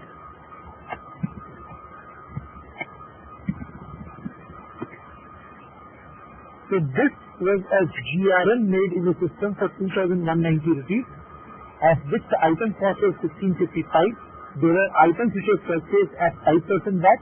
There were items which were purchased at 13.5% VAT. There are some items for which we gave a discount. All of this is posted automatically in the system. And all the accounts person needs to do the simple thing. He picks up what are the GRNs which were made yesterday, what are the collections which were made yesterday, what are the bills which were made yesterday. Okay. He says, okay, all these GRNs need to be exported tally. That's all that is required to make tally posted. If he wants to hold on these two invoices were wrong, I am waiting for, I want to hold on the money or something like that, to take it up and push it tally. What is even better is only those data which has not been posted tally will come here. So that there is no chance of a duplicate tally posted. If I have posted it tally, it will not come here. Okay. So this is one of the cycles which we talked about from the purchase side of it and the billing part of it, and how the cycle right from the bill creation, getting the collection from the credit party in the software, posting it in tally and ensuring my outstanding position is completely correct. We are able to get it through. Hello? So if it now in the interest of time, what we'll do is two parts. As you said, one will quickly go through some of the EMR parts. Hello? We'll quickly go into some of the EMR parts and talk about what are the kind of outputs coming. And then we can also talk about some ancillary modules, those like appointments, those like MRD, maintenance and all. If required, we can spend, if you have time, we can go that side as well.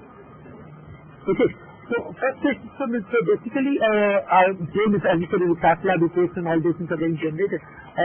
In fact, I'll just let me say this first question.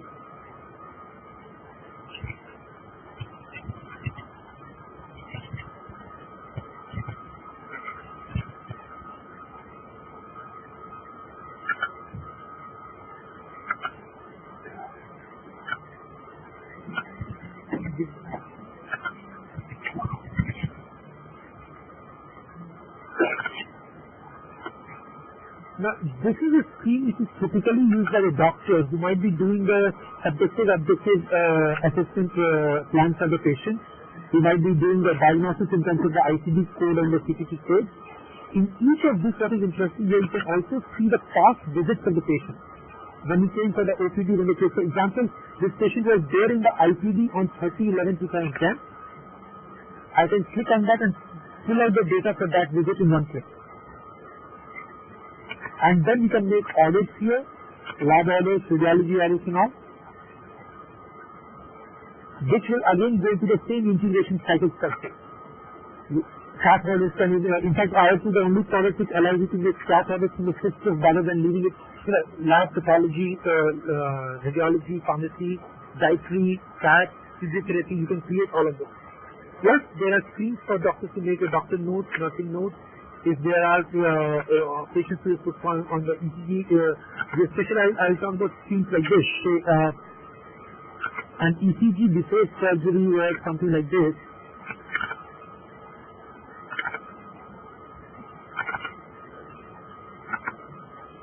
Just I'll upload two images and just put it. Or the surgery, the wound before surgery was like this, and after surgery is like this.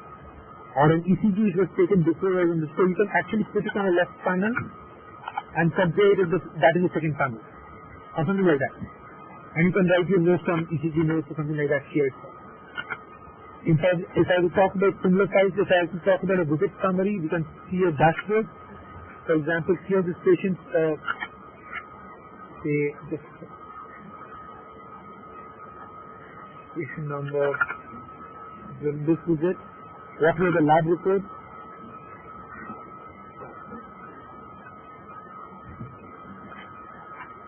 So I'm getting all the, so if I'm a doctor who has come here for the ward round, I will see that I've got an order for this, I've got this lab report ready. This is the order I have made, this is the report I have already got, one person. If I'm looking for the radiology report, I'm looking for the CAT report, all of that. If there are any reports, will come in. In addition, standard results like this. What is the history of the patient, past history, family history, current treatment which is going on, and things like that. All of this that I'm showing you have been entered by doctors and the nurses themselves. So this kind of patient history are the doctor's notes, nurse's notes, medications which have what has gone to the patient at one date and time, lab orders what have been put together, what are the radiology pattern can come through the system. Either in the same part of it, if the patient wants to, if the doctor wants to see the CAT report or the angioplasty report, they can do these kind of section-wise reporting. So what is the LED reports and all this kind of, and it can be printed in a manner which is relevant from the angioplasty part of it. So this is anterior MI with a history of hypertension and diabetes mellitus, and these are the lesions where I done the angioplasty. In fact, even in the inpatient setup, the OT notes which I will talk about can be configured for different types of surgeries. One, as I said, this will be template. So you can write you can use a template and enter the data set directly, or you could write as a post-op note what was the procedure done, so it's an elective surgery for a CABG or something.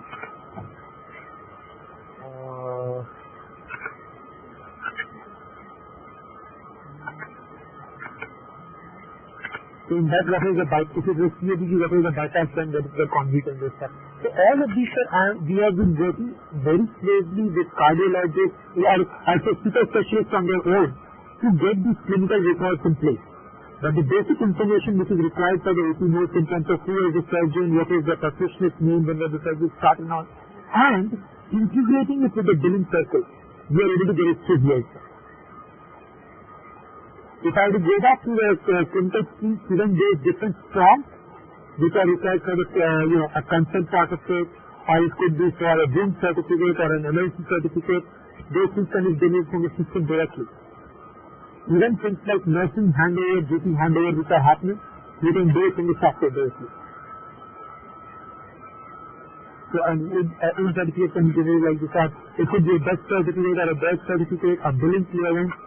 As right now, I will do is invasive procedure consent and patient.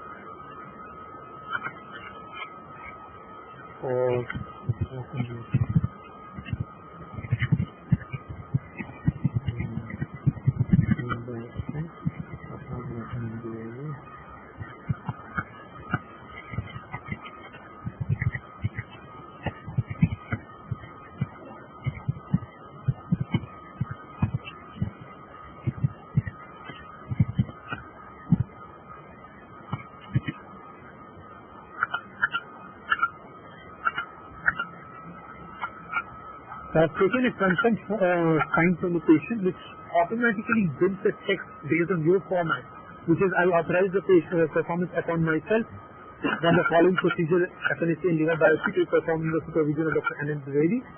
This is the witness, this is the signature. Now, here itself you can save and upload it to the patient record, just as we are doing for whatever patient data that we are generating, you have an option to scan and upload this file to the patient record directly.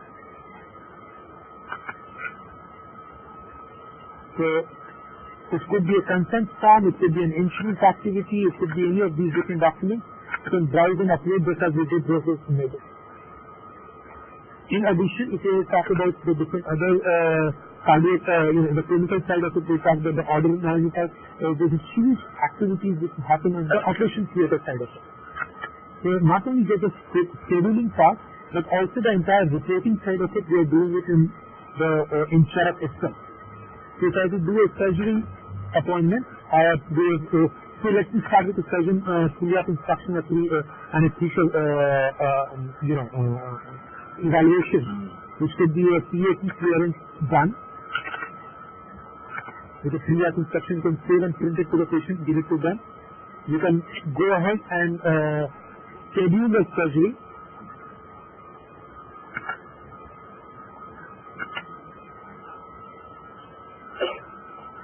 The surgery typically could be planned because, for your service hospital, I'm sure the operation theatre would be a very, bottleneck resources because different people will be trying to run the surgery and you can do it straight in the system itself. Which says that, okay, for this patient,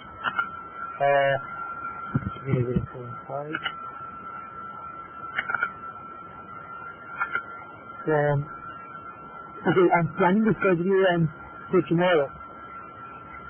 So it could be an inpatient or it could be an outpatient. It could be a non-registered patient, even that is possible. From 8:15 to 12 o'clock. OT number 2 or OT number 1, I'm putting two under Dr. Riyad and Dikadya and Abhishek. In fact, here itself you can send an SMS to the doctor that says your appointment of this has already been set or something like that. You can create one of, and here now few things are happening in addition, sir. These are provisional surgeries. Those provisional surgeries can be, the patient has arrived. You can send an SMS to the doctor that the patient has arrived, is there in the surgery waiting for us. Or you can say that the patient is in the operation, the wheeled in, wheeled out sign, you can calculate it from here. So I'm just saying from the NABS perspective, all these different things that are required and generate an AP report for your calculation. That what are the surgeries which happen from this date to this date, what are the kind of statistics and all can be calculated straight from the system here. In fact, on the EMR part, on the clinical side, especially if you talk about the OPD area, one of the ways of doing the data entry, we are doing a lot of template-based systems, where you can see not only the relevant context of the data, but also if I show something like this. Give me a moment, please.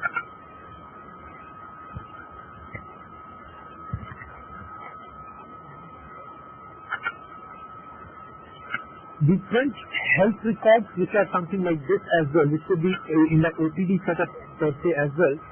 So this patient came on 13/7, 5 p.m. Showed it to this doctor. This was a chief complaint. Came on 15/3 because chief complaint was civil income. So one below the other, the patient's health record can be generated from the record. If you talk from the word of electronic medical record, this is what is very, very valuable from the doctor's perspective. If I need to see how the patient is improving or is responding to a treatment or just like a pediatric case, it could be a very well child.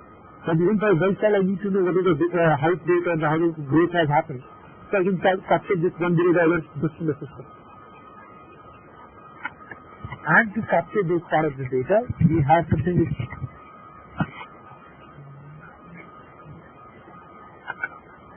just a second.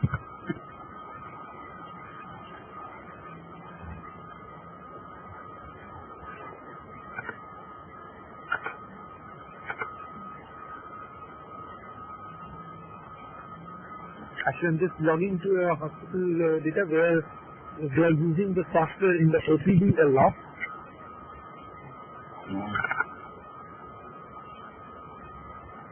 So it's a pediatric case where you could send not only just what is important here, Mr. is the clinical team, especially in the OPD, has to have the context of its specialty. So in the pediatric team, we are talking about antenatal history, birth history, family history, or nutritional history. While if you talk about a cardiac patient or a gynae patient, the obstetric history, menstrual history comes into context. Now, for somebody to write this longer text becomes a concern for the hospital or for the doctor, so they use this kind of template.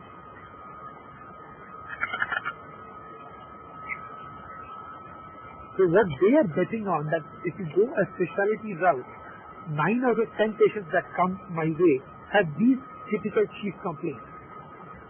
So I don't need to write this long story, but I'll just click a template and make those small changes and go ahead with the patient data. The patient prescription is already, patient history is already captured. And this also allows you to standardize your documentation internally. Or it means that whether it's a senior doctor or a junior doctor, it's not enough to say that the patient came with a complaint of fever, but came with a complaint of fever with a temperature of XXX degrees. So this kind of data or this kind of standardization of documentation becomes very, very easy. Plus, you also know what are the different patient visits that have happened at different points of time. Needless here, this kind of summary can be added to your summary that you just saw on the printout.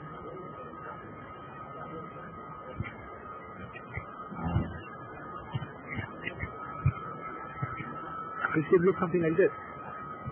So these are different orders or these are different prescriptions which are given to the patient. These are different patient history that we had, and this is how the patient has grown over a period of time.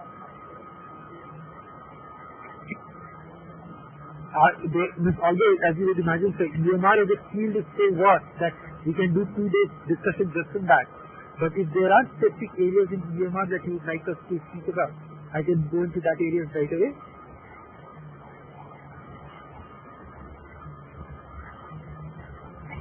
Hello?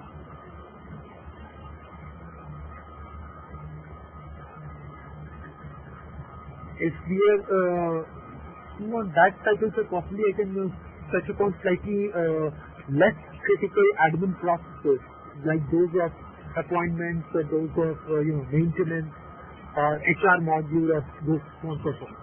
I don't know if that is something which is on your agenda for today.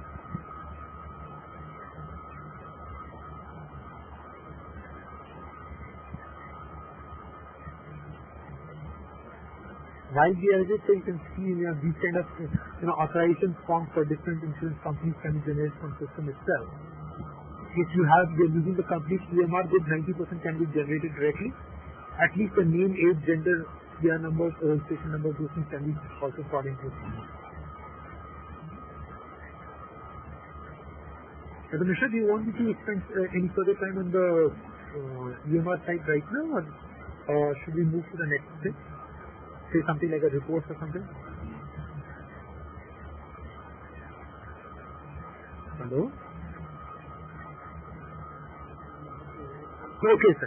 Then, in the interest of time, I'll just touch a bit on the pharmacy part, which we could not go much in detail, but the entire cycle right from the index to the purchase requisition to the purchase order, going into the GRN, or it could be vendor payments going after delivery going to the vendor payments. We are doing all of those things already during the product. In fact, there are some hospitals which are using barcode generators for their expensive medicine, say something like immunization kit or something like that, and a cardiac stents or maybe cancer drugs. So you can do it from the system itself. Again, the emphasis here is more on the process than on different specific buttons or what are the modules that they typically language goes to. So one of the important questions that an auditor typically asks you that today we are sitting on say 31st of January and my stock for Retarix injection is not matching. The software is saying the stock is 15, while in my hand I am seeing only 10. Why is that stock discrepancy lying there? So what we are able to put across is it's not enough. Typically on 31st of March, you would have done your stock take and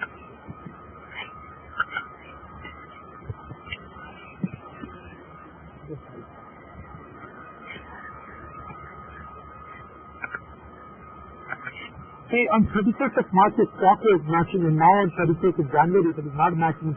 So what we do is not just tell you the stock as of that day, as of, if you want to make a stock as of today in each of the states and sectors, or to find the stock as of that year, we are able to get this stock. But more important, we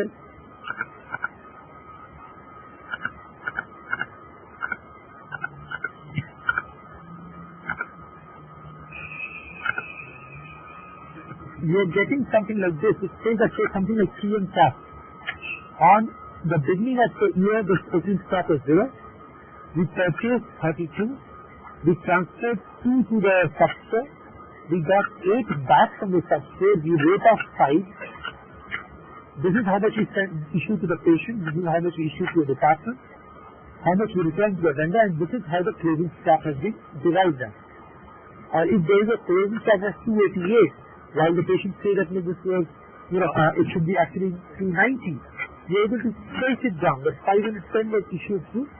This was what was transferred to the mail store. This was what was returned from the department. This is how much the vendor. So this is first level of stock reconciliation. Here itself, I am doing something like a patient from stock.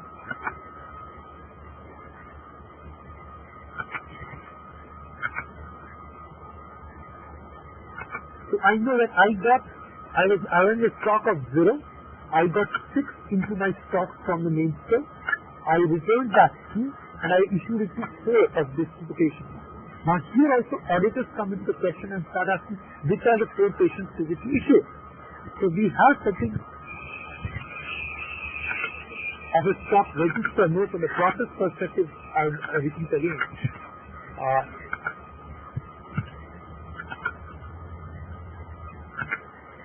So for this item which we are talking about 3 and cast 10 centimeters, this batch, 3 and cast, so it was my opening stock is 0. On such and such date, on 22nd of September, they gave me 4, my closing stock became 4. And then on 22nd itself, I issued it to IP number 0013, my stock became 2. Then I transferred back one of them, so my stock became 1. And then I got another issue transferred them, so my stock became 0. So now this kind of detail is something which is very, very vital for you to do the stock reconciliation. Or finding it out what is the stock in hand or doing the cost allocations of the billing policy. So what I'm trying to say from the pharmacy perspective, which itself should be a half-day session if not more, where all the different processes are definitely fit strongly in the system, but more so all the different reports in terms of inventory, in terms of profitability. So these are the sales we have done so far. These are the returns we have done so far, and this is the margin I have made so far. If I want to do those filters and do the stock calculations and all, here it's in fact one of the more popular screens which is used by the team here is on the collection report. Everybody has been selling and issuing things for so long. What is my cash in that? I said, rather than doing stuff in Excel and figuring it out, of course, Excel is there in practically each and every report. But I want to analyze only the pharmacy collection. And this is a 1-year data which I am getting through fast part of it. Or I want to see data for this user. Okay, it does not have a... Okay, here itself actually can do quite a few things. One part is I got this report that who collected what part and so forth. If I want to see all check collections or cash collections which are more than say 1,000 rupees.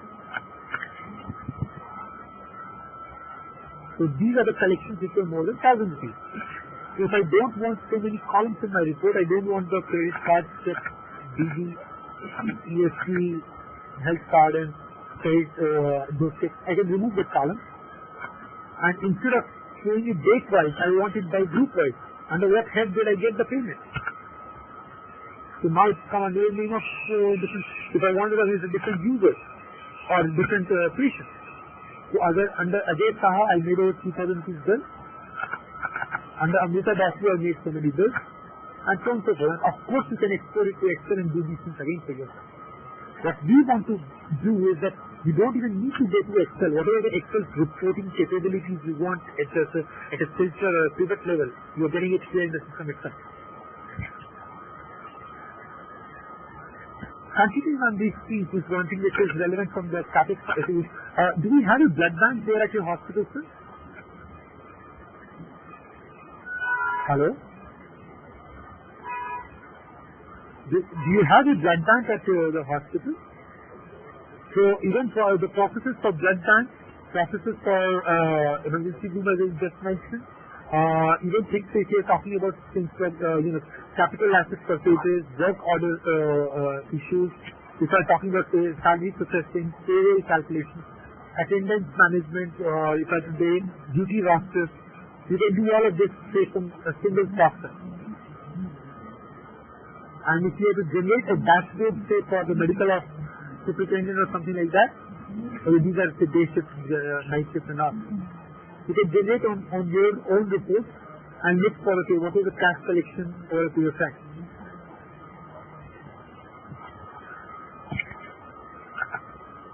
So you can have your own list of reports which you can generate with the total cash that we have received so far. Or we can have these are the patients which are below the minimum balance that we have set. Or you can have what is the collection, what is the age-wise outstanding report. So now these reports are reports that you decide what you want in your dashboard and they can be set together directly for yourself. So these are the corporate patients in my hospital and they have been admitted since this day. So if I have to send a letter, follow-up, as a CEO of the hospital, you can respond to it directly rather than doing the treasure hunting. I just wanted to emphasize on two parts, sir. One, in terms of the processes, the software has to be rock solid. At the same point of time, it should not be so complex that the nurses or the kind of people that we are going to see in Kalinga are not able to use it. I told you in the beginning about anywhere to anywhere in the product does not take more than 2 clicks. Similarly, anything that you need to do, say from the, as I was talking about the nurse screen, these screens are typically 2-click, 3-click screens. They will not be playing around so much of the product to get that is going to see in the I will do these as the issue department, I will do a GR and get it. And if there are things that you want from the patient, say something like the patient feedback, if you want to set something what we call is an FAQ, a patient has come in and just asked you what is the admission process, or if I have a credit patient, what do I do? You can create your own FAQs.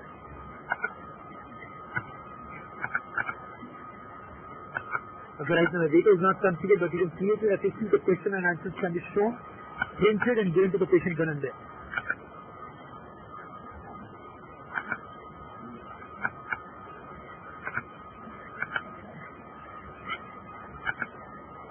If you go back to the overall process, we talked about the request in terms of patient movement, we talked about the process of clearance and all, but more often than not, what front desk does is, I wanted a lab report, the 10 patients have come for lab report.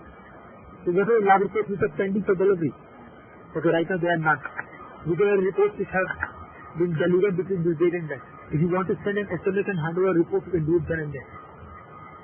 If you want to look at the front office report and just say what are the doctor details, doctors on leave, all of this, typically these phone calls happen.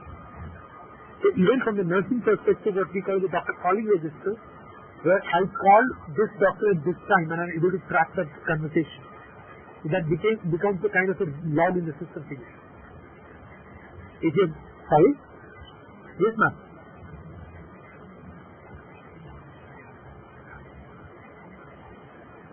Sure. Good afternoon, sir. This is Vishal Ranjan. I'm glad that you could find time to go through the billing part of the tally part of it again.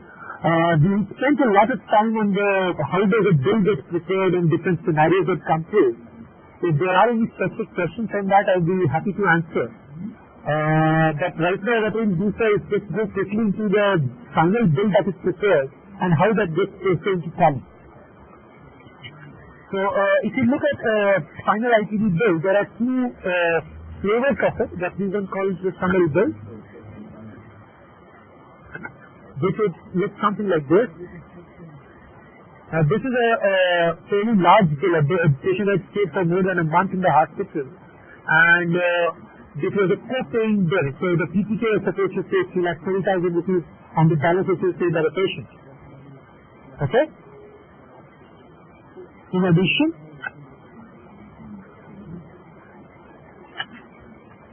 just a second. Is my screen visible now? Just a bit. Can you connect to the TV or agency? Yeah.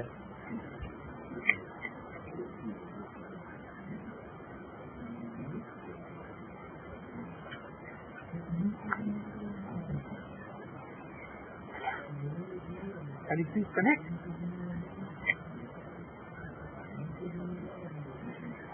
Oh.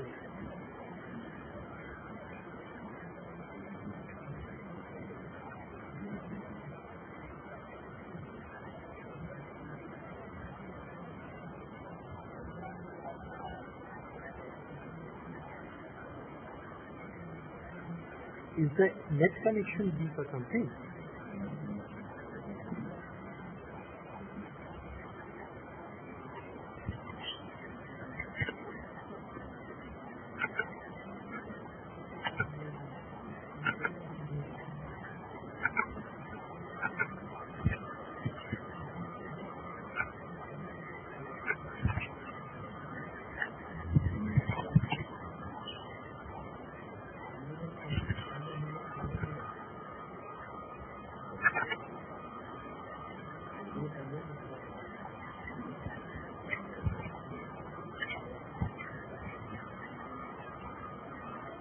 So, do you have the number? Should I tell the number again? Okay.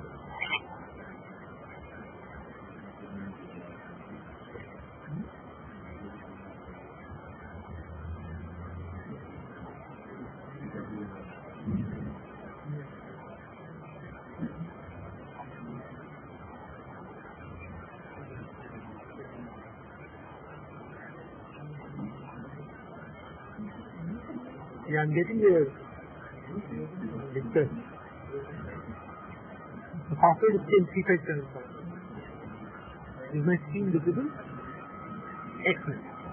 Excellent. I'll just start from where we left it as a final ITD bill prepared, and we talked about how the discharge bill process is going through there. So a typical ITD bill looks something like this. At the summary level, and here it says if there is a co-payment required, it says that 3,20,000 rupees is to be paid by a TTK and 280 to be paid by the patient. So the patient payment details in terms of advances collected, different receipts in terms of cash, checks, credit cards, account transfers, CSTs and all have been put here in the system. Okay. Detailed bill to that is allowing you to split the bill. Now this is a slightly complex bill, but essentially what we try to say is it allows you to split which are the services which we have got TTK to pay for and which are services which the patient has to pay. Something like the luxury tax, TTK will not be paying for. Or, there are non-chargeable items, or there are if the patient has a cardiac history that TTK does not know, or something like inadmissible things like the conscious sedation was not approved for. Or biopsy was not required by TTK. So those kind of allocations you can do and get a single final bill, but still the totals of course will remain the same. Even here, when you've seen the final report of the bill, you have a choice to print what details you want to print or not. So I don't want the advanced details to be printed by CGHS patient because I may not get the money from the CGHS if I'm showing that I'm taking so much of advance. Or some of the CGHS have the bill say that I want to see what is included in your package. So those details can be printed straight on a click here. In addition, now there are few things which happen from the account side of it. Now the patient's bill is completed, the patient is got discharged, say on 28th of March. And then on 1st of April or 2nd of April, the patient comes back running saying that we have billed for 5 ECGs. There are only 4 they are done. Or for some reason you realize that it's a CGHS bill and we have not billed for those 2 GRBS service report we have in our file. Now, most software allows you to go back and modify an old bill. The moment you do a modification of the old bill, 2 things happen. One, of course, bill statistics go wrong big time. Especially because the revenue is on 28th of March, you have posted the revenue in tally which says something. Now, your MIS and the audit reports will have a reconciliation problem. Second, if you allow people to modify the bill after discharge, you don't know who is misusing that facility. So what we have is a concept of a debit notes and credit notes, or even, what we are allowing you to do. So this is the same bill which I have filled out, and then you say, okay, of this infusion form, this was incorrectly done. So now it is a bill, I'll just say that to the bill date, which is, say, this bill date was 31st of May. Now for the audit calculus, for some reason you realize that this was incorrectly done. And today on 13th of January, I am making this modification. I don't want to go back and make a modification in the May revenue. This credit note or credit note negative revenue or a positive revenue is accrued for today's billing. And now this is how the time posting should go through, because that's something which I'll just spend some time with the team there. Is, let me first show you the output and then we'll talk about the transactions first.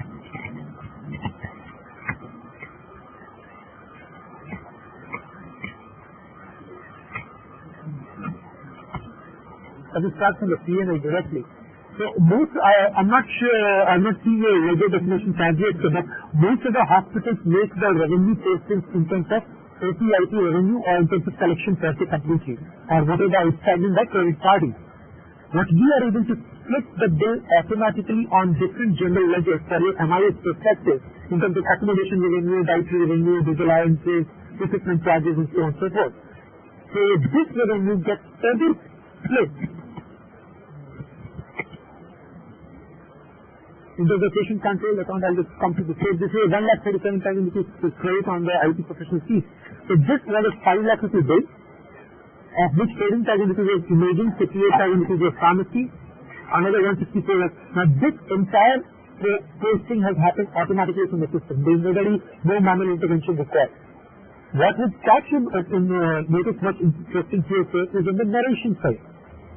This also is getting generated by system automatically, because the IT bill, if the editor comes back and asks, show me this bill in detail, all you have to pick up this bill number 506.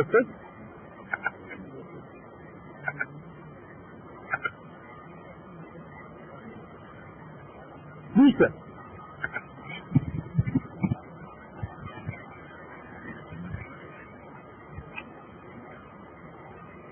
So it's not automatically from our side. What we ask you to push it to time. I'll just show you that screen as well. So it just possibly this screen will answer your question directly. In terms of revenue recognition, we do this.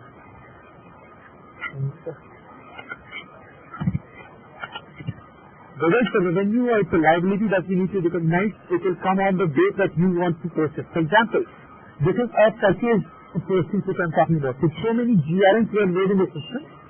Now I want to post 1, 2, 3, 4, or maybe all the GRNs directly, and I've not got the correct invoice from these 3 GRNs, so I'm not going to get this posting.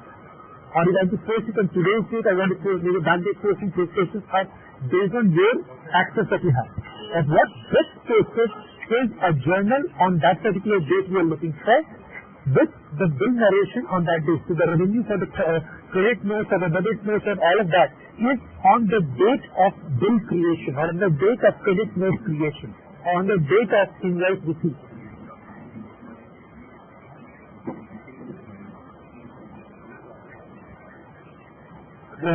Can you get the next, can you explain the difference? That's the question here.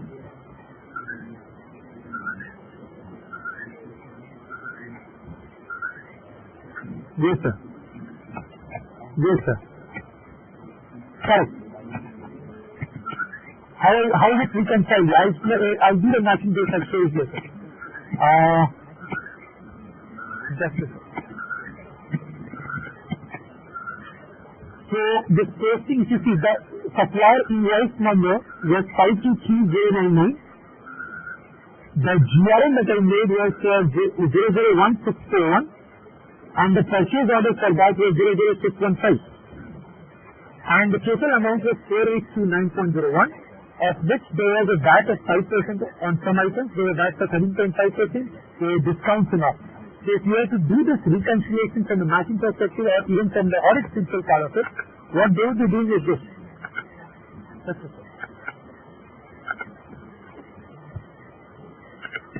They will go into the GRN screen, they will enter this GRN number 001641.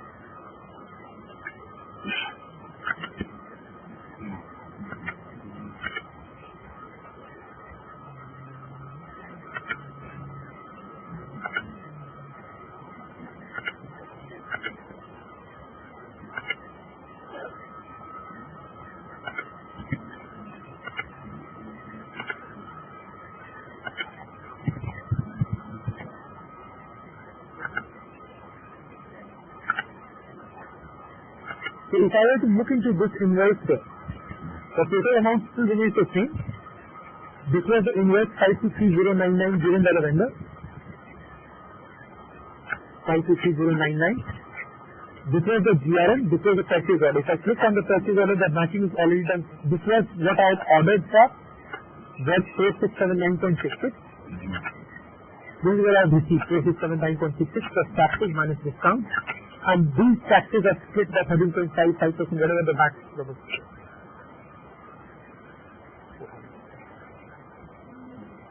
Alright, and I just explain this again, sir. What I am trying to say here is the total invoice amount was 4829.02. This is at the GRN as well as the vendor invoice. Invoice number 523099. Now on this part of it, the GRN number is obviously known, invoice number is known, the purchase order number is also known. I can click on the purchase order and print it out again. I'll show it to you again. So just a second.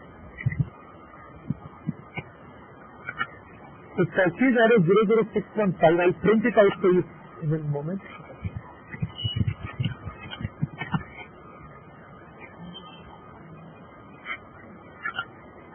So the purchase order number 00615.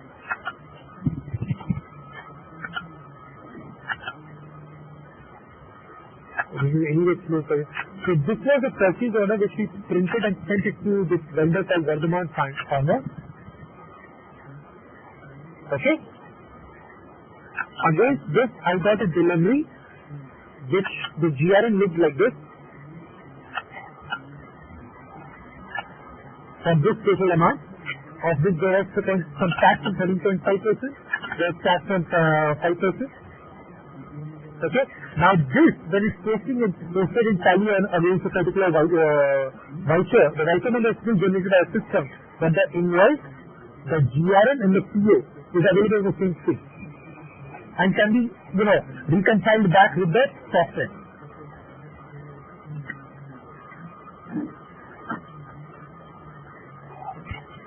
So what we do is, if you ask me as a student practice here, we cannot push the data twice into Tally.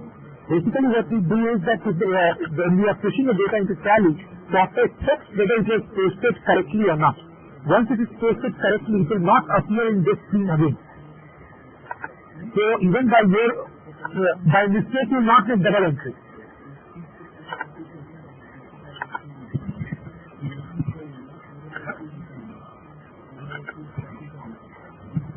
Hello?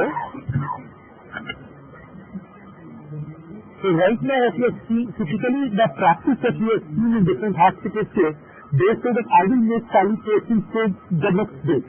And that's why if it is Sunday, I will do it on a Monday. So these Tally postings are something which, are done normally a day in back, and only those postings which have not been pushed intentionally into Tally, they are the ones which lie idle. And this could be for a pharmacy issue, pharmacy purchases, vendor returns, center store purchases, center store returns. If I'm doing a stock adjustment, if I'm getting advances from patients, if I'm doing an advance adjustment in the final ITD bill, if I'm doing any refund, cash collection, if I'm getting a check from CGHS, even that is collected out here. Because what is happening there is that if we are getting that check and placing it directly in the CGHS account for Tally, we don't know the actual outstanding position in Charak. And mostly if there are disallowances or this kind of mistakes come there through, we get into a situation where we, if there is no MIS to find out, in Tally we cannot get it from the narration.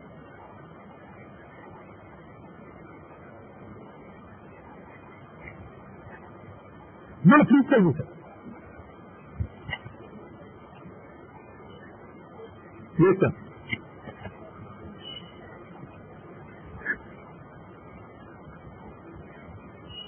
Correct.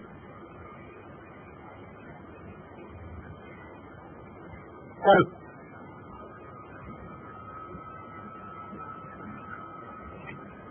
Okay.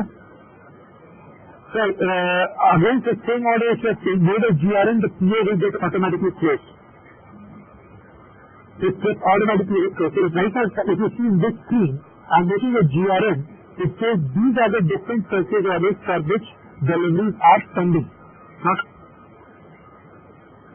purchase orders in this screen. I don't think we'll be able to make a delivery purchase. It's not there. Only those purchase orders for which delivery has not been made come here. And for which, now I'm just anticipating a question from your side. So this is, okay, let's say this purchase or something like that. Not that much code. So the purchase order has 15 items. Okay.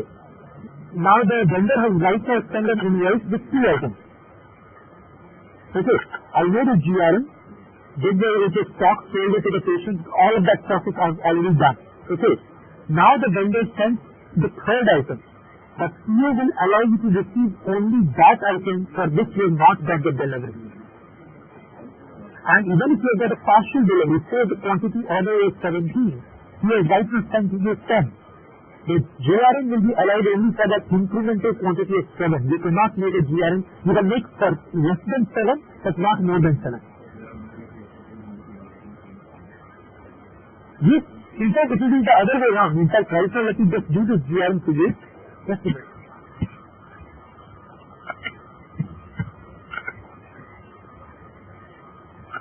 And we have sent you an invoice number. If there is a delivery challan and all, you can do that also. As you with no delivery challan, it's just a direct invoice you have made. And we have sent it to a stock. So then one thing which you might be appreciating a lot here, that each of these buttons that, someone can make a GRN, someone can push it to the stock, some senior person can approve a payment.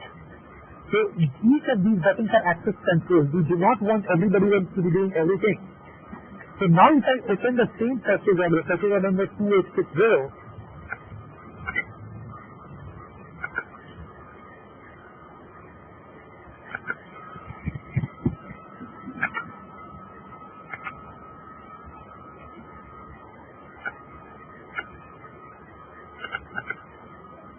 so only that item which is not in the PO has come here, sir, which is not delivered. So that's the only one item that you can take a delivery on, and then you can go for a stock. So and what I'm trying to say, this is extremely relevant from your perspective that a purchase order is the starting document. On that purchase order, I can have 10 GRNs, does not matter. But what is important is the total amount of the GRNs should be less than the purchase order. Yes, sir. Yeah. Yes, sir. Correct, sir. Receive the remaining 10.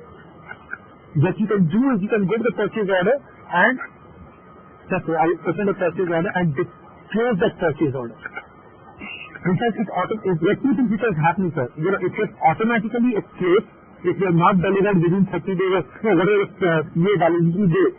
So you delivered 90 today, and that when you have not delivered at all, then it gets automatically saved. Second, say I'm adding these 10 items from some other vendor.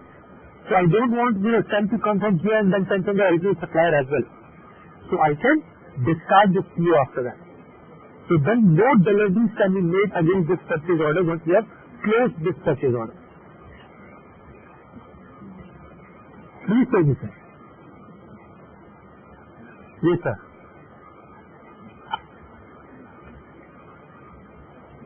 Sir, one good or bad part you have to tell me that once the purchase order is approved and sent to vendor, they don't allow you to change the purchase order. No, so the change, once till you have not sent it to the vendors, you can change and modify and do everything. But once you have said, what is happening, sir, it opens that avenue for my practice as well, you agree, right? And I have 2 purchase orders under the same number, one saying the quantity 20, the other saying 30.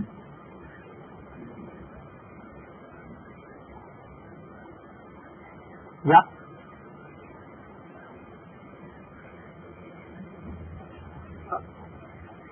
Sir, in fact, that you can do at the GRN level itself. So then for example, I made a purchase order for a quantity 30, okay, and at the rate of 15 rupees each. Okay. Now the vendor is giving you a free quantity. Or instead of 15 rupees, we have negotiated and got some better deal at 14 rupees. Now depending on who has the access, now this is a very important word, sir. I don't want my sales people to be playing around with the purchase order terms and conditions directly. So say that at the CFO level or someone at your level can come into the picture and say, okay, I have an invoice which is not matching the purchase order, but still it is in a better condition for us, so we'll take it in that stage. So we have the, I think the question is lock and key, sir. If you're putting it in lock and key your case, if you're leaving it open for all, you know that it becomes a problem for audit. I think in a limited time I can answer quite just a handful of questions, but if there are any which comes up to your mind again, you can channelize it through Rajshri or basically drop me a mail. I'll be happy to answer these questions. Okay, thanks a lot, sir. Basically what is happening, sir, not only yourself, most of the big hospitals that we have worked with, their CFO has similar questions. Because ultimately the control is more important. In tally, in terms of purchases, in terms of vendors, all of that. So if we are not providing that adequate control in the processes, the software is no good. Please tell me, sir. You know where we are coming from, sir. We have worked with some hospitals which have got us to work into multi-currency mechanism. But I'd say at a general level, we are an Indian hospital. We go for the Indian hospital practice, so we work only on the Indian currency. Even if there are imports which are made, because the dollar exchange values and those things keep on changing, even for that hospital when they did it for the multi-currency made, they ended up using only the INR part. Because every day in the morning you will have to check this is the exchange rate on which I want to move the book. It becomes a tedious job to manage the books thereafter.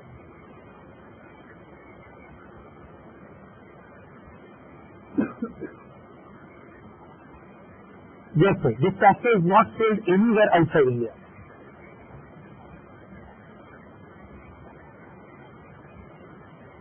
I can insert, I tell you, sir, if you are importing some items, or there are vendors, patients who want to pay in dollars. So all of that may happen. I'm just trying to say the constraint of that is making your currency rate relevant. Because say if you get one, US patient today, and there's another French patient which comes 6 months down the line, and if you're using the same dollar rate, then you would be in a major soup at that stage. Because in that case, you'll have to maintain your rate list also in dollars.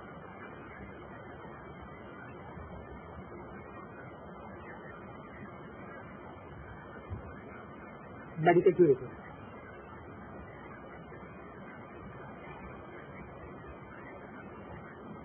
Yes, it is okay. Medical tourism, that was the moment you said me the question, I was able to understand where you're coming from.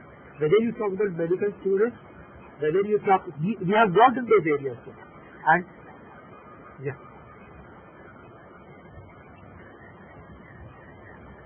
Yes, absolutely yes. Wonderful. So do I have a thumbs up from you, sir?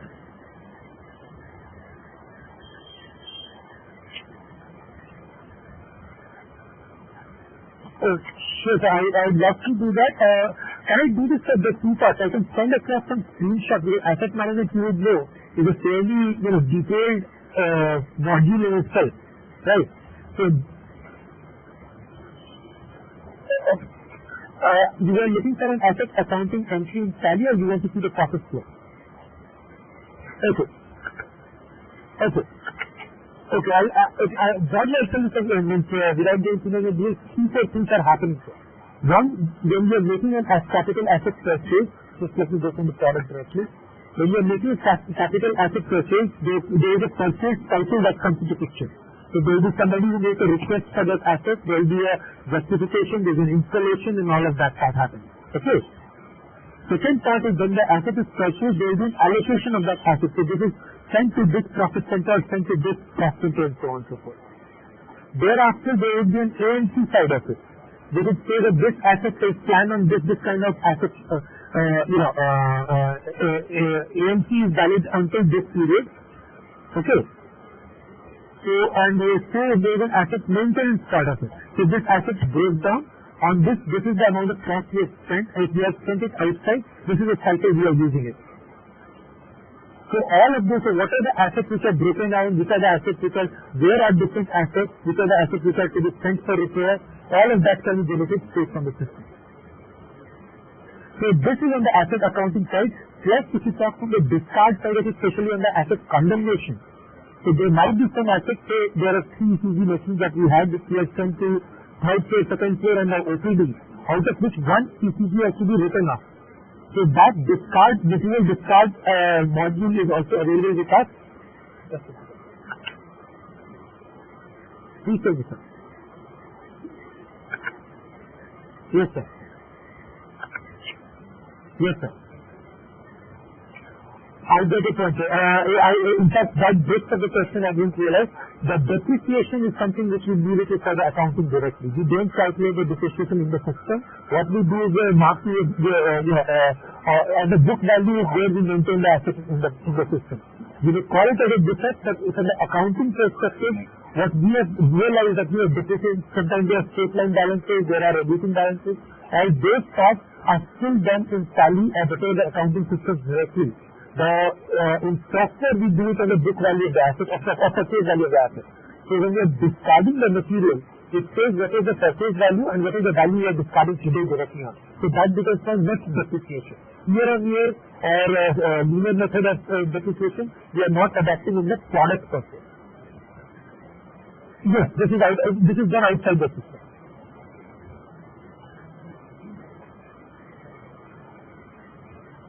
Yes, sir. Exactly. We start from there. So it says that what is the purchase value, accumulated depreciation, and what is the discharge condemnation value. So we do it from there. Correct. Very correct.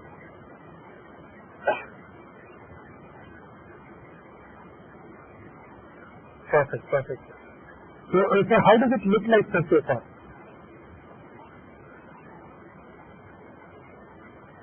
Excellent.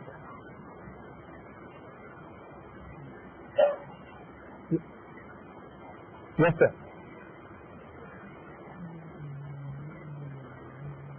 Yes, sir. Wonderful, sir. Do you think it might be worth your while? I have a small, questionnaire kind of thing because I send across with this priority from your side. What are the modules you will need and what are the modules you can put as phase 2 or something like that? Although we know that we are going for a paperless solution, but even that would be in a phased manner, right? So, especially to be viable on the commercial side, it's important that we don't have too much of, front-loaded cost.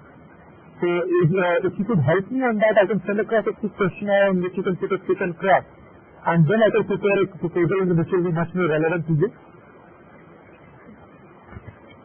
Yes, exactly. It also gives me what is the kind of complexity of implementation, all that will be required.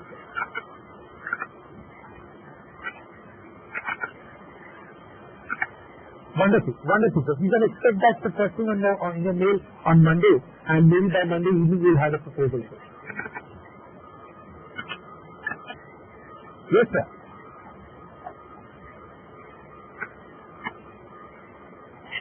Yes, sir.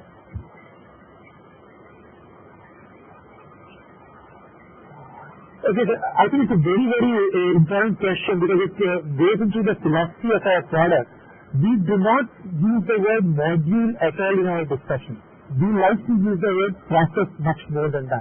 Because there are a lot of hospitals do say that I want to buy only 2 modules and 3 modules put together. What we say that let's see what processes you want on the software.